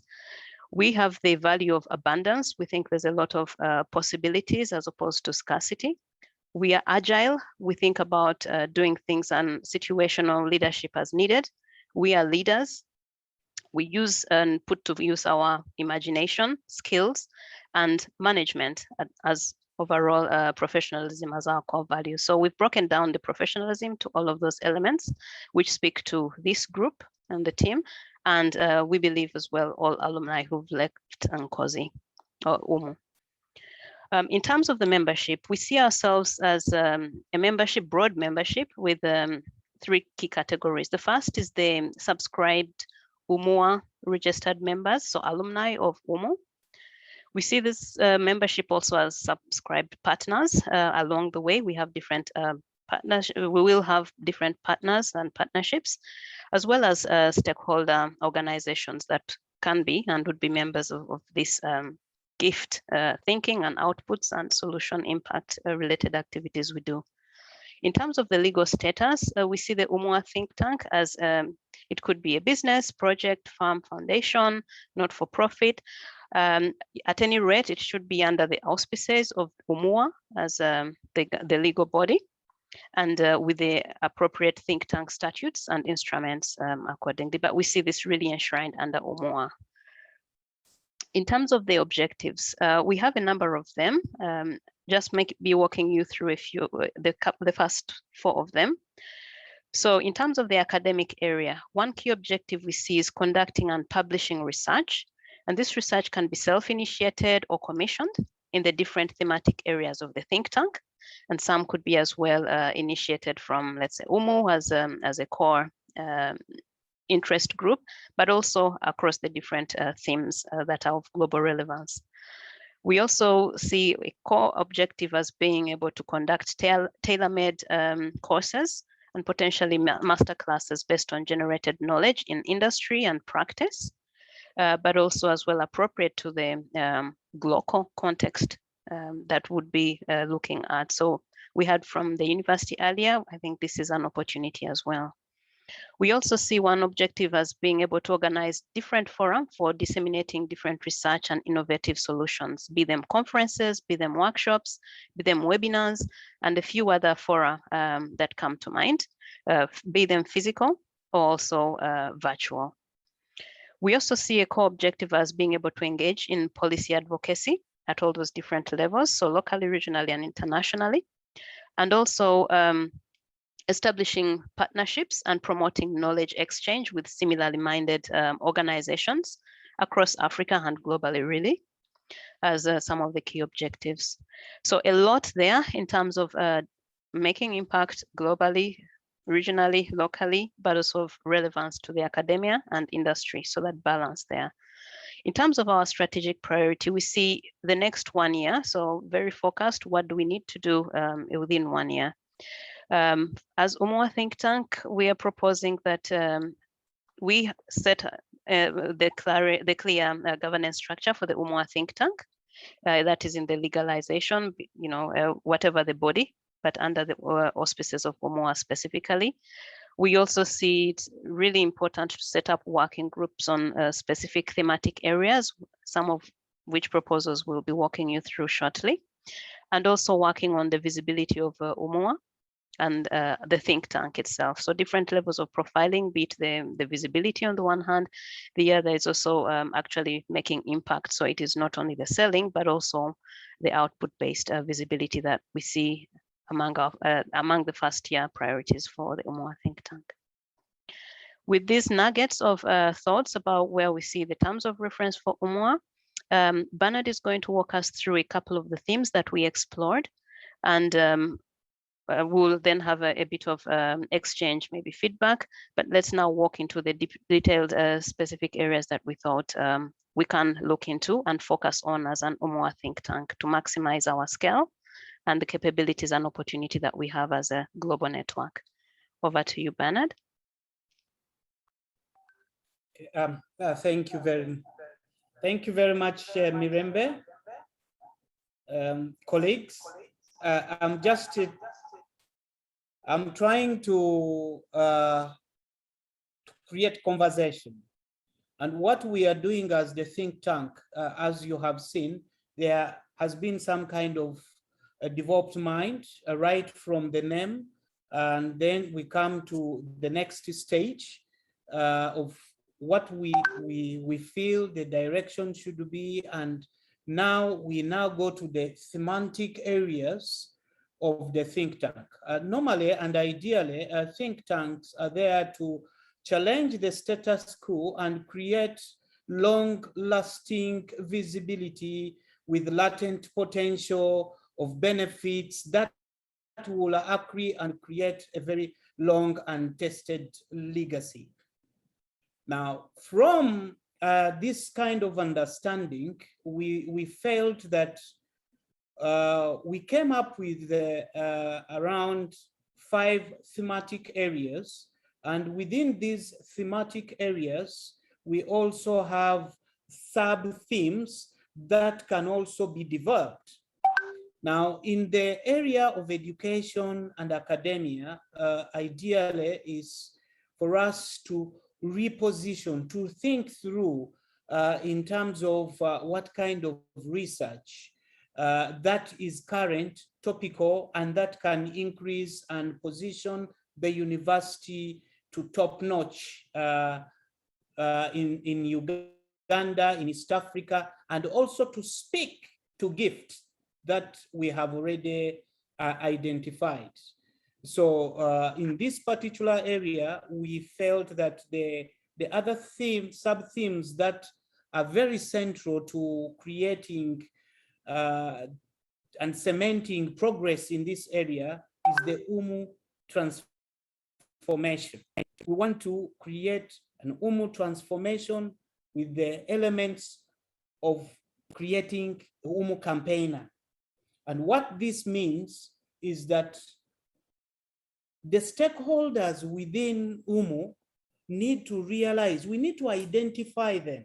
And once we have identified them, and then we create an ambience, an environment that can enable them to contribute in a sustainable manner through innovative academic programs and offerings, which we have also had today, but that is the area. Then we want to create an Umuaa DNA, and this Umuaa DNA will create an avenue and a sanctuary of mentorship, internship, lifelong learning opportunities, creating learning organizations, creating and being a center of contact by the business community out there that feel that the output of the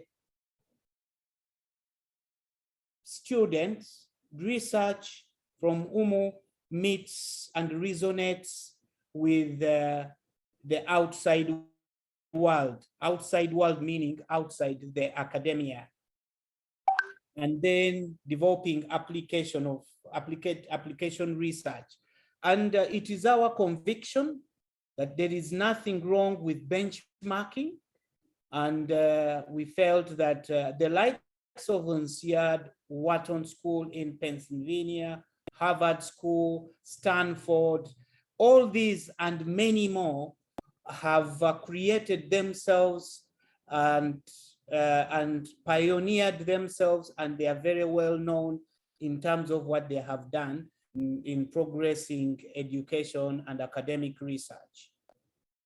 Mr. Chairman and moderator for this meeting, we have felt that gone are the days when we just talked about leadership.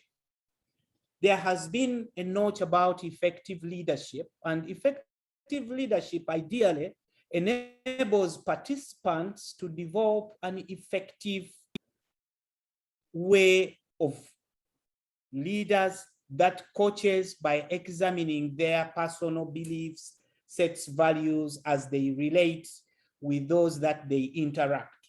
That is effective leadership. The current topical and to answer the 21st century and beyond that will speak to the C-suite of the people that are needed outside in the market is to talk about applied and practical leadership. And that's why we come into this nexus of applied leadership and governance. But precisely on applied leadership is the creation of a blended methodology that speaks to the one-to-one kind of coaching, practical workplace application, applied ways of doing things, and making both organizational reflection and individual reflection to define high performance, both as a leader, as a coach in real world situation and in the workplace that enables us to create continuous institutions with contemporary themes of ethics, corporate social responsibility, change, sustainability, congruence, personal psychology, and among others, spirituality. Moderator and the chairman and the members in the gallery, we spoke about applied leadership and governance. There is nothing that is killing anybody in this world, whether in Uganda, in East Africa, in Africa, or continental Europe, without talking about governance. Governance is about creating guidelines, having campaign shoots out, having laws, compliance, regulation, protection, and more importantly, good governance is very important. Corporate governance, the way things, an institution is run and protected and guided and managed. Then we now talk about elements of democratic governance, global governance, e-governance, environmental governance, and among others is to have conversations in terms of business rules for public, private, organizational management, corporate rules, actions, group decisions. And what we are actually doing right now by creating this think tank is to make us realize the governance aspect. And ultimately, governance leads to accountability. Without governance norms, attributes, and code of conduct, which will be difficult for us to achieve many of these aspects. And this is where we are proposing that the members will sit down, because these are just themes, and reflect on institutional development, resilience, change management, and then diversity. And all these speak to gift. Mr. Moderator, Chairman, and the members, innovation and digitization.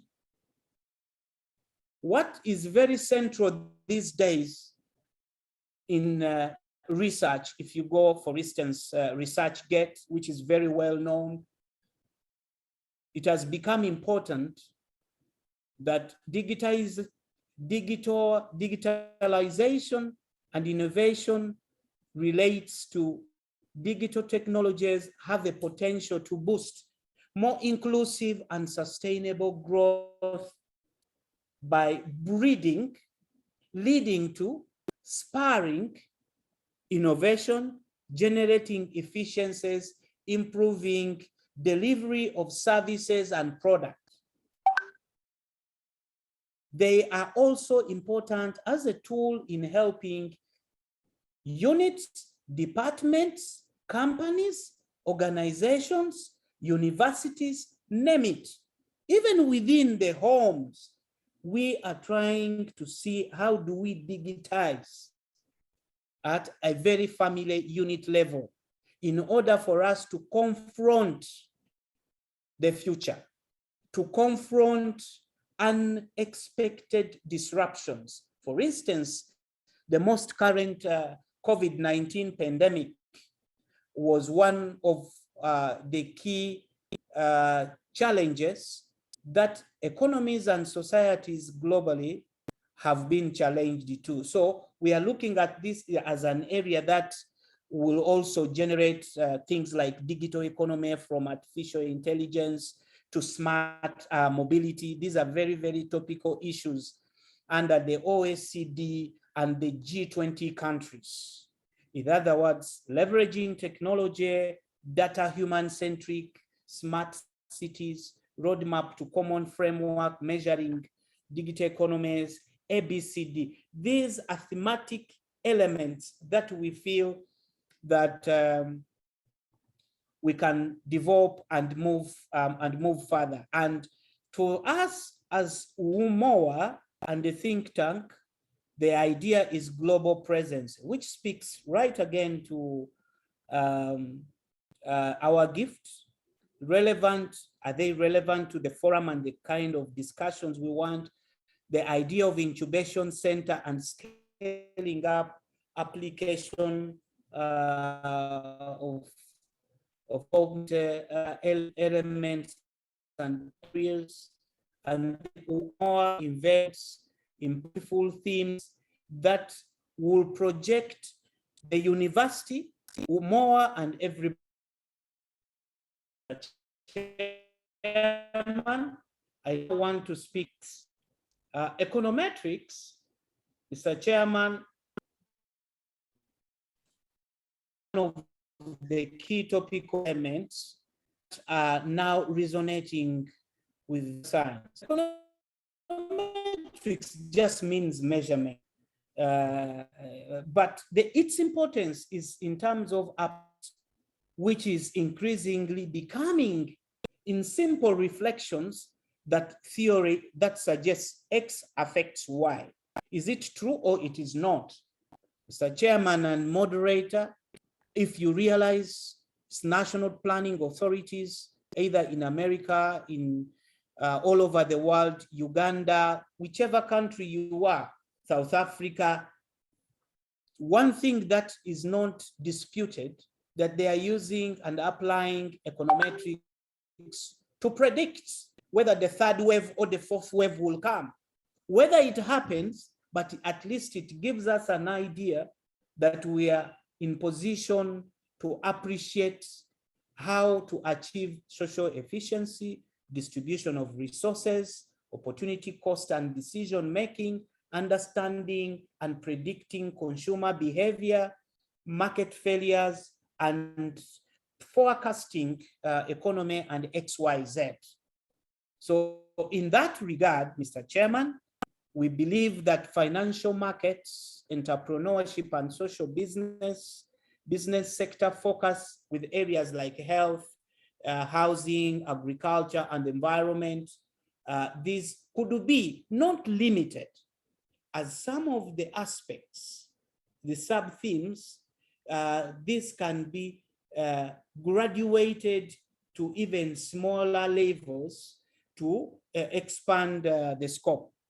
Mr. Chairman, on collaboration, very briefly, on collaboration, our focus really is to make sure, how do we put people together? How do we put support? How do we canvas? How do we become visible? If we become visible, how do we use the visibility, the networks? How do we position the think tank and the university to the president roundtable? How do we predict how we can work together with some kind of emerging partners to create mutual benefits in terms of social work, local authorities, creating learning for our people. And of course, in order to achieve this, there should be certain kind of philosophies in terms of empowerment, respect, and above all, making some kind of informed decisions. This is quite a wider area, which we feel that it will give an opportunity to our colleagues who are going to look at this and you members in terms of creating freedom, innovation, and ability to implement sustainable change and create value for money for all stakeholders that are involved into these kind of aspects. And of course, we will have public-private partnerships with government, with forums, foundation. MasterCard is one of the things that is creating and finding itself in almost everything, and they are doing very well. NGOs and industry partnerships. The scale is limited to imagination. So we have got room. Can you please move to the next? Thank you. Mr. Chairman, moderator, just to be precise on this, the task force just came up with a few things that we felt that we need the members to reflect upon. One, to nominate a work group lead, especially on specific topics.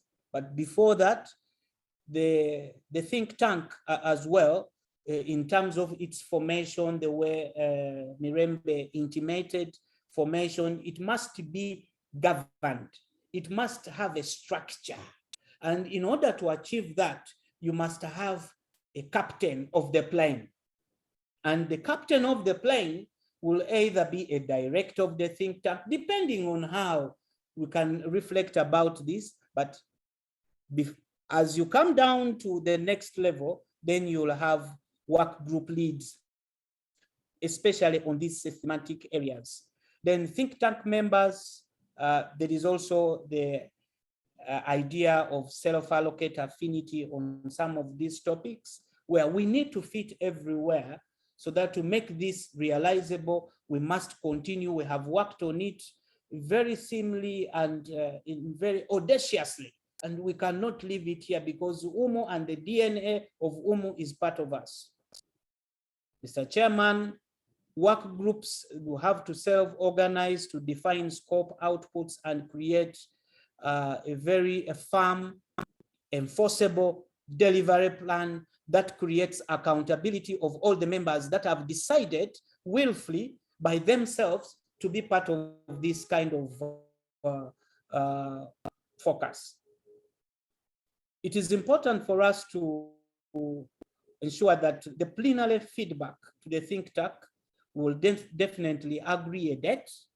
Then we will keep working, we keep refining, because these are building blocks, but we know very much so that joining the academia and also with the captains of the industry and people with diverse knowledge and skill, there's no much better way and time for us to initiate this think tank and take it to the next level. Number 5, we need to validate the output of all these work groups that will have agreed to be part of this. So there is a self-regulation. No one, self-regulation, commitment, and accountable for results. Number 6, Mr. Chairman, we need to consolidate the think tank milestone plan for the next couple of months between for Umuaa, a General Assembly, and then the next probably 100 days plan, etc. And above all this, Mr. Chairman, is the reflection about the thematic themes that we have chosen regarding education and research, digitization and innovation, applied leadership and governance, econometrics, as well as collaboration and partnerships. Mr. Chairman and the members of the gallery, those are our impressions. I would now yield the microphone back to the moderator. Thank you. Okay, hoping I'm the moderator, no? Because... Yes, you are. It is still in your hand. I only needed to mention that we have 15 minutes to go. Yes. Okay. We have 15 minutes, so moderate, knowing that the time is not on our side, but you can agree on the way forward with your guidance. Yeah, I think 15 minutes are enough for us in principle. The only thing probably we would like that gets into our mind is we have that name, which is acronymed as GIFT. We have the philosophy, kind of what we call the terms of reference. We have this idea about our vision, our mission, our objectives, our core values. We have that. And then we have these proposed 5 thematic areas. Now, we have somewhere to begin from. That is the whole point. Now, and as you can see, as I said, there are so many ways these things can be looked upon, and it's a matter of choices. You choose this, you leave the other one. And as you can see, this at the moment speaks very, not vague, but very abstract, because again, it has to be superimposed on what we have heard about It has to be contextualized that way. So it's still very, very, very abstract. But again, because its creation is very abstract, and we need to see how these themes, whether all of them or some of them or all of them, is going to get to work with respect to But again, as I said, we are still creating. We are still creating. So I would really propose at the moment that if there is anything for the like, let's say 10 minutes or less, some input, strategic input on all this, and we pick it from there. But one thing probably would like to clarify with you, and if you are really willing, we thought instead of having some other people to push this idea, would again, if you agree with us, move a step ahead to push, the operationalization of some of these things, particularly at the level of work groups, and then some plans within these work groups, and then so that we have something in a way complete to be presented to Umuaa. So we would really think we would like to push a little bit, that we don't stop it here to give something to people that is really incomplete. So any ideas, please, are welcome. And of course, if possible, 5 minutes will be okay, really. Let us be succinct as much as we can.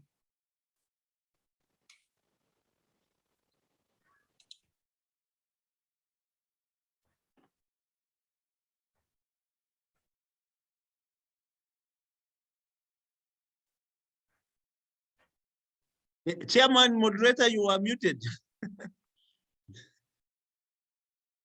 Yeah, Stephen, I didn't, sorry. Yes, Chair. Moderator, thank you for the presentation. This is wonderful, and it's giving us also homework to process it as executive. So I would agree with you that you go ahead and do one more step as we process this same thing, and then we get our input in due course to complement what you will be adding on moving forward. I thank you. Thank you, Stephen. Someone else? There is also still an idea here that I see on the if there is also something that can connect our presentation and the Vice Chancellor's presentation, is as well welcome.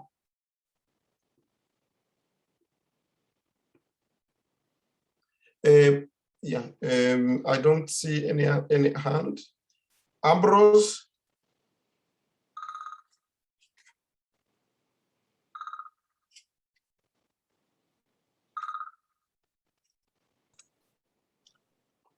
Ambrose, unmute yourself. I will attempt to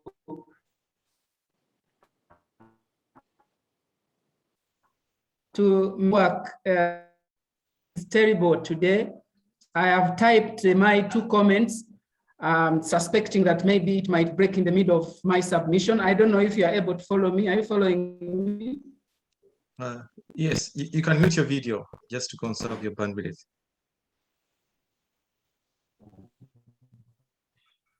Just switch off your video, Ambrose.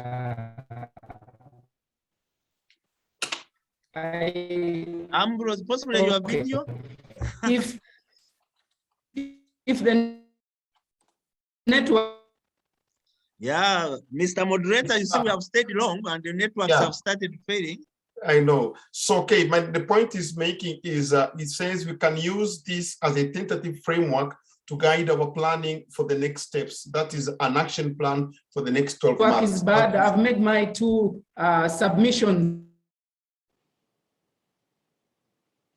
Yes, we have seen them, Ambrose. Thank you. We have seen them, Ambrose. Thank you. Any other? My network is very bad. Those are my. Wow. We got them, Ambrose. We got them. You have to run with the sign language here. Professor Michael Mawa.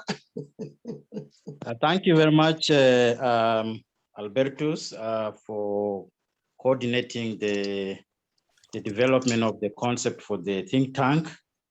I can only say that I am so grateful for this great input from the team. And following the presentation from the acting Vice Chancellor, you can also see a lot of commonalities, areas of convergences that we need to capitalize on. And as the main moderator, Professor Bagire, has said, that the 2 teams could retreat, rethink, and then in the next interaction, we share again some of our thoughts on some of these issues. But I just want to ask one question, perhaps as the think tank task force goes back to reflect on, is to give an understanding. Why have you chosen a center? Why not an institute? Why not a program? Why not a project? Perhaps a thinking around that will inform our strategic actions accordingly. You may have had a background to it, but my basic question is why a center and not an institute or a program and so on and so forth.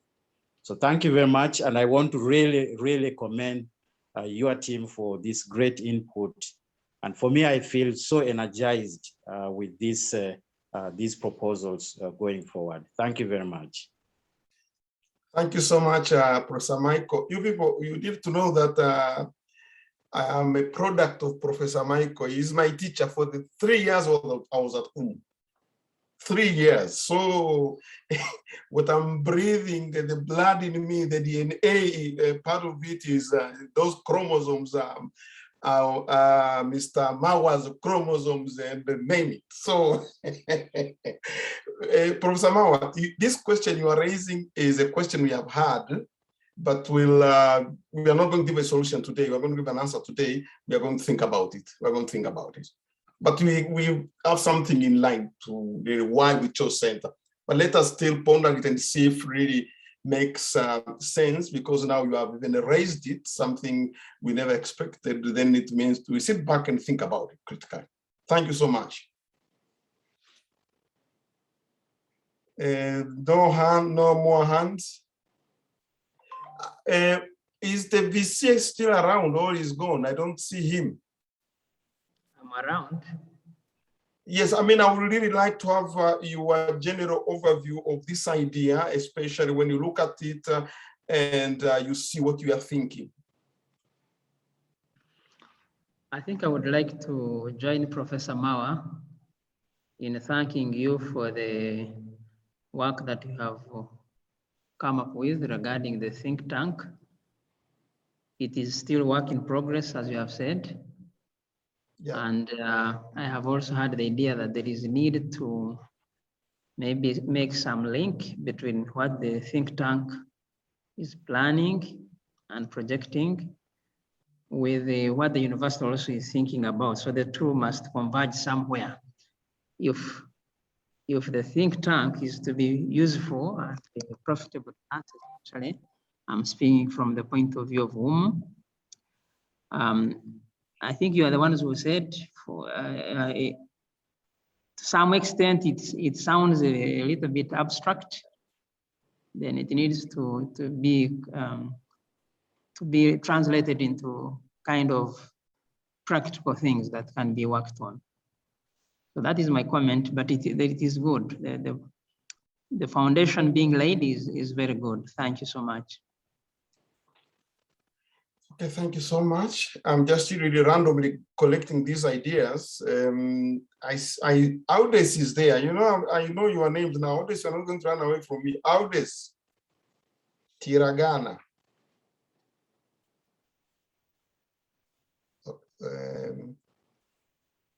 Yes, Audes, she is probably. I see Brian Mubiru. If there is anything, please, Brian Mubiru. I mean, those names I can easily see and okay. Okay. Chair, I was quite late, so I don't have really a lot to say. Okay. Chair, thank you so much, Dr. Kamanzi. I just want to say thank you so much for that great work. And for me, I'm seeing some great news that is going to happen again to Uganda Matters University. I have nothing much to say, but I'm looking forward to more better things that are going to happen. Thank you. Thank you, Audes. Let me see if there is anybody else. If anybody, Professor Vincent, you could, before I give you at least, say something about this. Then you get to your business as well. Oh, yes. I thought I would come in as chair to wind up with my view, but I must thank the committee. It has been very exciting. I particularly liked the sectioning, so to say, because you gave our broad thinking and then brought it down to sections, which actually action plans were obvious because we had put there an item of action plans, but the presentation gave us action plans already. And to me, it is very rich. And I think to me, we are ready to go. Why do we continue the engagement with management to exchange ideas, which I think is okay as people have proposed? That framework is already to kick us off on the ground. So I'm really very excited that we have something now. We can start the think tanking, the tank thinking can start off with the clear objectives, clear action plans, clear framework, and then we shall definitely it is not cast in stone. I want to imagine it's not cast in stone. It is flexible. We shall continue as we implement, as we do this and this. More new ideas will come in. That is the good thing with being dynamic. And I thank the committee and the way you knitted it and brought out something very, very good. I thank you. Okay, thank you. Back to you, moderator, to wind up the discussion. Yes. Let me hear from Mirembe, Alex, and Maguru, and then we kind of, put this together. Each one half a minute, please, and then it will be back to the chair. Thank you, Chairman. Very well received feedback from the team, and we'll integrate that into the further reflections. We would also be coming back, as you indicated, to the broader think tank community about the possibilities to participate in the work groups, but we'll take all of the feedback and then be coming back to you shortly. Thank you for the plenum feedback. Thanks, Mirembe. Alex? Yes, I just want to say one thing, just one point. that the task force has done a great job in kind of trying to understand the problems without even knowing them, as presented by the VC today. But what is interesting is the way the task force has been able to prophesy about some of the issues. So realigning them towards the needs of Umu right now in the interim and also in the future won't be a problem. But I think we have already the pillars in place. The pillars have already been put in place. And we are quite a dynamic team which will be going back on ground to just polish up, wordsmith, and and be able to get back to the broader team. Okay, Maguru. Oh, yeah, thank you very much, Mr. Moderator and my colleagues. I think for me, the VC gave us a very good reflection. As a person who has been in management and a board member, I've tried to understand the problems of Umu spot on, and I feel that we would want to work as a task force, and we have all our arms open to see how and in which way can we contribute.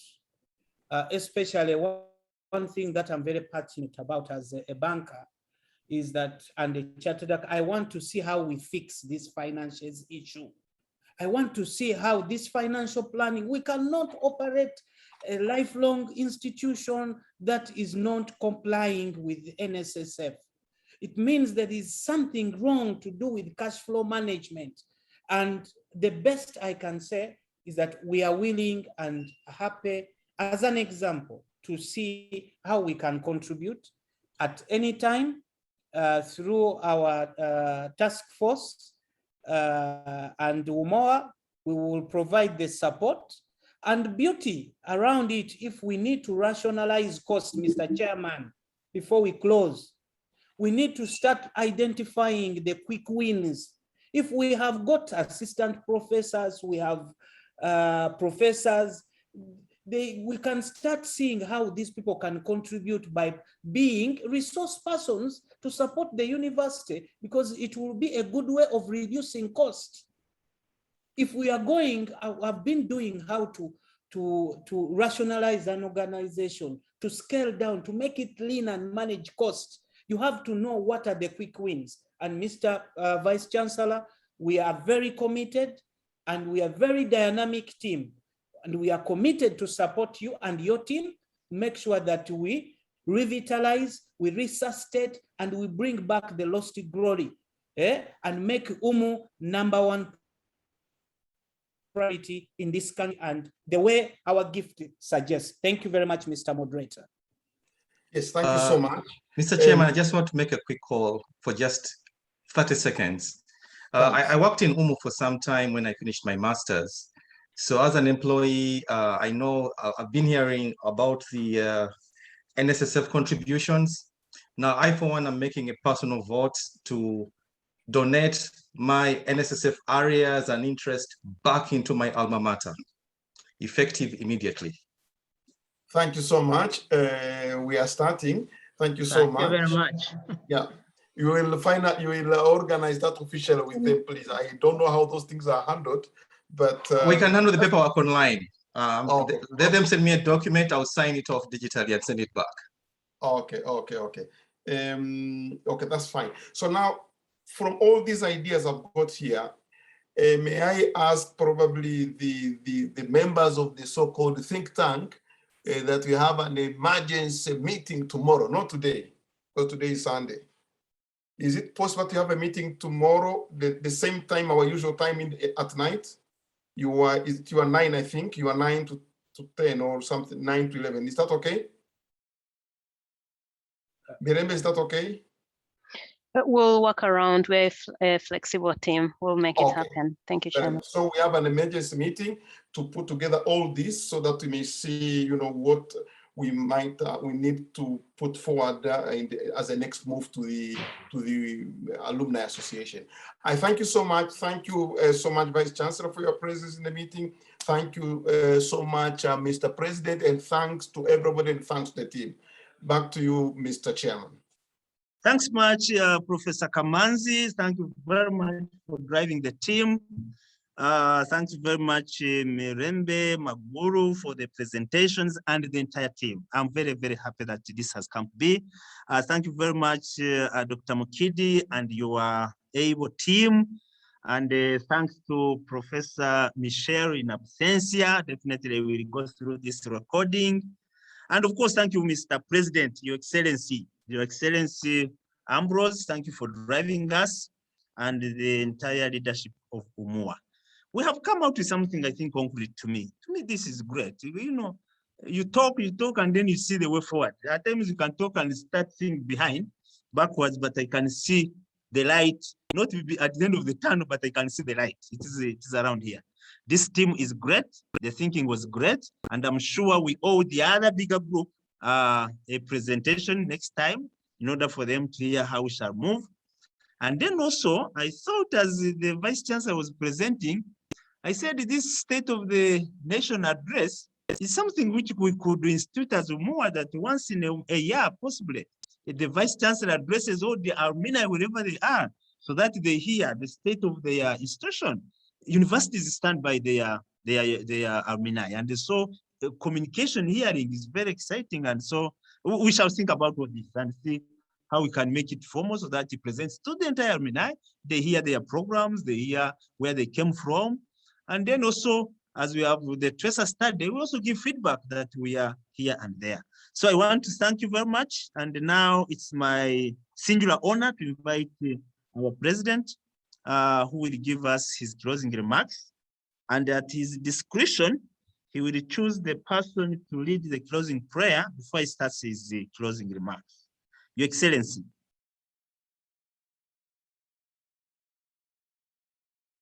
Do I have Ambrose? Yeah, Ambrose is on and off. He is really bad with his network. He might be off right now, and I will have missed him. He's off, sure, he could be off. Okay, what we shall do, Father Mukidi will give us a closing prayer and a blessing. We are blessed to have him among us, so he give us the blessing.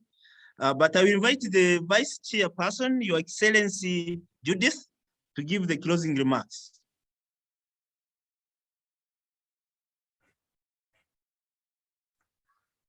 When the President and Vice are not there, then I go to the Secretary General.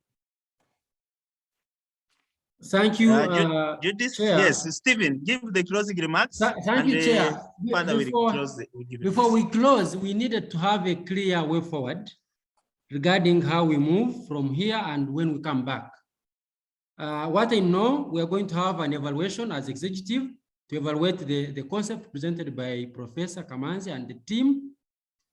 But we also need to have a clear way forward on how we move from here. Me, I would suggest that this team be given one more week, like we did last time, to harmonize with what the VC has presented, aligning it with what they had crafted, to come back to us after 1 week, if that works for them.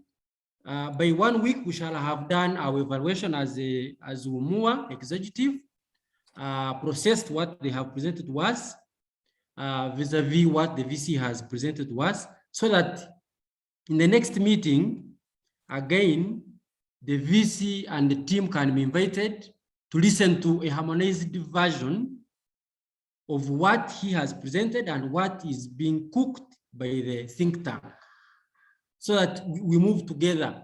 Because as I can imagine, the VC and the team are going also to think much more about what has been presented by our think tank team in a bid to come up with a common agenda.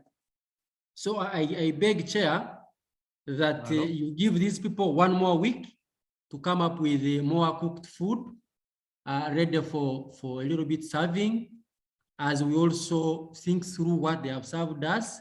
And then when we meet, we listen to where now we are moving as a team. I thank you. Can we give them 2 weeks? We don't want to break their backs. We still need them a long, long way ahead, but they can speak for themselves. Yes, Prof. Kamanzi, what do you suggest? I was giving you more 2 weeks so that you don't break you people down. You have done a good job, and we don't want to say they are so good, so we occupy them. Anyhow, yes. See, Africans say you are the better strike the iron while it is still hot. Wow. So when you let it cool, it gets hard again. You have to warm it again and to heat it up again. So we'll proceed from tomorrow and we'll give you a feedback. From tomorrow, I know we are going to start working on this. Actually, from today, I know already you're already working. Actually, you don't know that. That's our secret anyway. Okay, good. Okay. So we'll give you, all right. Tomorrow shall give you when we could be presenting a so-called harmonized version tomorrow. Okay. Yeah. Okay, thank you very much, team. I like that. Really leading in virtue and wisdom. That's very, very great. Now, Stephen, Judith, are you there? Okay, Judith and the president are offline. I will now invite Dr. Mukidi to give a remark and give us a blessing. Father, you're welcome. Thank you so much, Professor Magire, for chairing this session. And I also thank all the other members who have attended this meeting and the various contributions that we have got from the task force that has worked on this think tank idea. I'm very hopeful that what we have discussed is the foundation for the beginning of the ideas that we have, and hoping that at the end of it all, it will put Umuaa on another level. I know there is the idea of the think tank itself growing and having its own identity, but the bottom line, I think, will be also to, as it grows, it also makes Umuaa shine again. So I thank you for all the contributions that you have made. I'd also like to inform members that Umuaa is in the process of beginning a radio. We shall begin with the online radio. The processes are on. It is being funded by Akalise. This is the World Bank project. And once we secure a frequency, it will also be a commercial radio. So we are also not sleeping. There are so many other things that are going on. So I thought I would also mention that one. So now we lead the prayer. God our Father, we thank you for this moment that you have given us. We thank you for the gift of each one of us, the members of the think tank and the members of the Umuaa executive and all the other members of the alumni, even if they are not here. We thank you for the efforts that they have put in place to ensure that Uganda Matters University is able to move again and reclaim the lost glory that it had. We ask you, Lord, to give them more energy so that they can work even harder for the good of the institution. We make this prayer through Jesus Christ, our Lord. Glory be to the Father, and to the Son, and to the Holy Spirit, as it was in the beginning, is now, and ever shall be, world without end. Amen. The Lord be with you. And with your spirit. May the Almighty God bless you, the Father, and the Son, and the Holy Spirit. Amen. Amen. Go in peace. Group photo, group photo, group photo. Put on pictures, everyone, please. Put on your video. Group photo, group photo. Yes, put on your video. David, take group photo, David. Do this, David, yes. please. Ronnie, David, please. Ronnie, your video out this. Stephen, David. put on your photo also. David, ICT. Out this. Lucy, your video. Okay. All right. We are missing Lucy and Ronnie. David, you're taking. David, ICT. David, ICT. Okay, let me take. Oh, you hadn't taken. I'm done. You are done? Okay. Thank you very much, everyone. God bless you. Have a blessed week. Thank you. Thank Thank you. you. Same to you. Thank Thank you. you. Thank you very Thank much. you very much. Bye-bye. Bye, everyone. Bye, bye. Bye, everyone. Bye. Bye.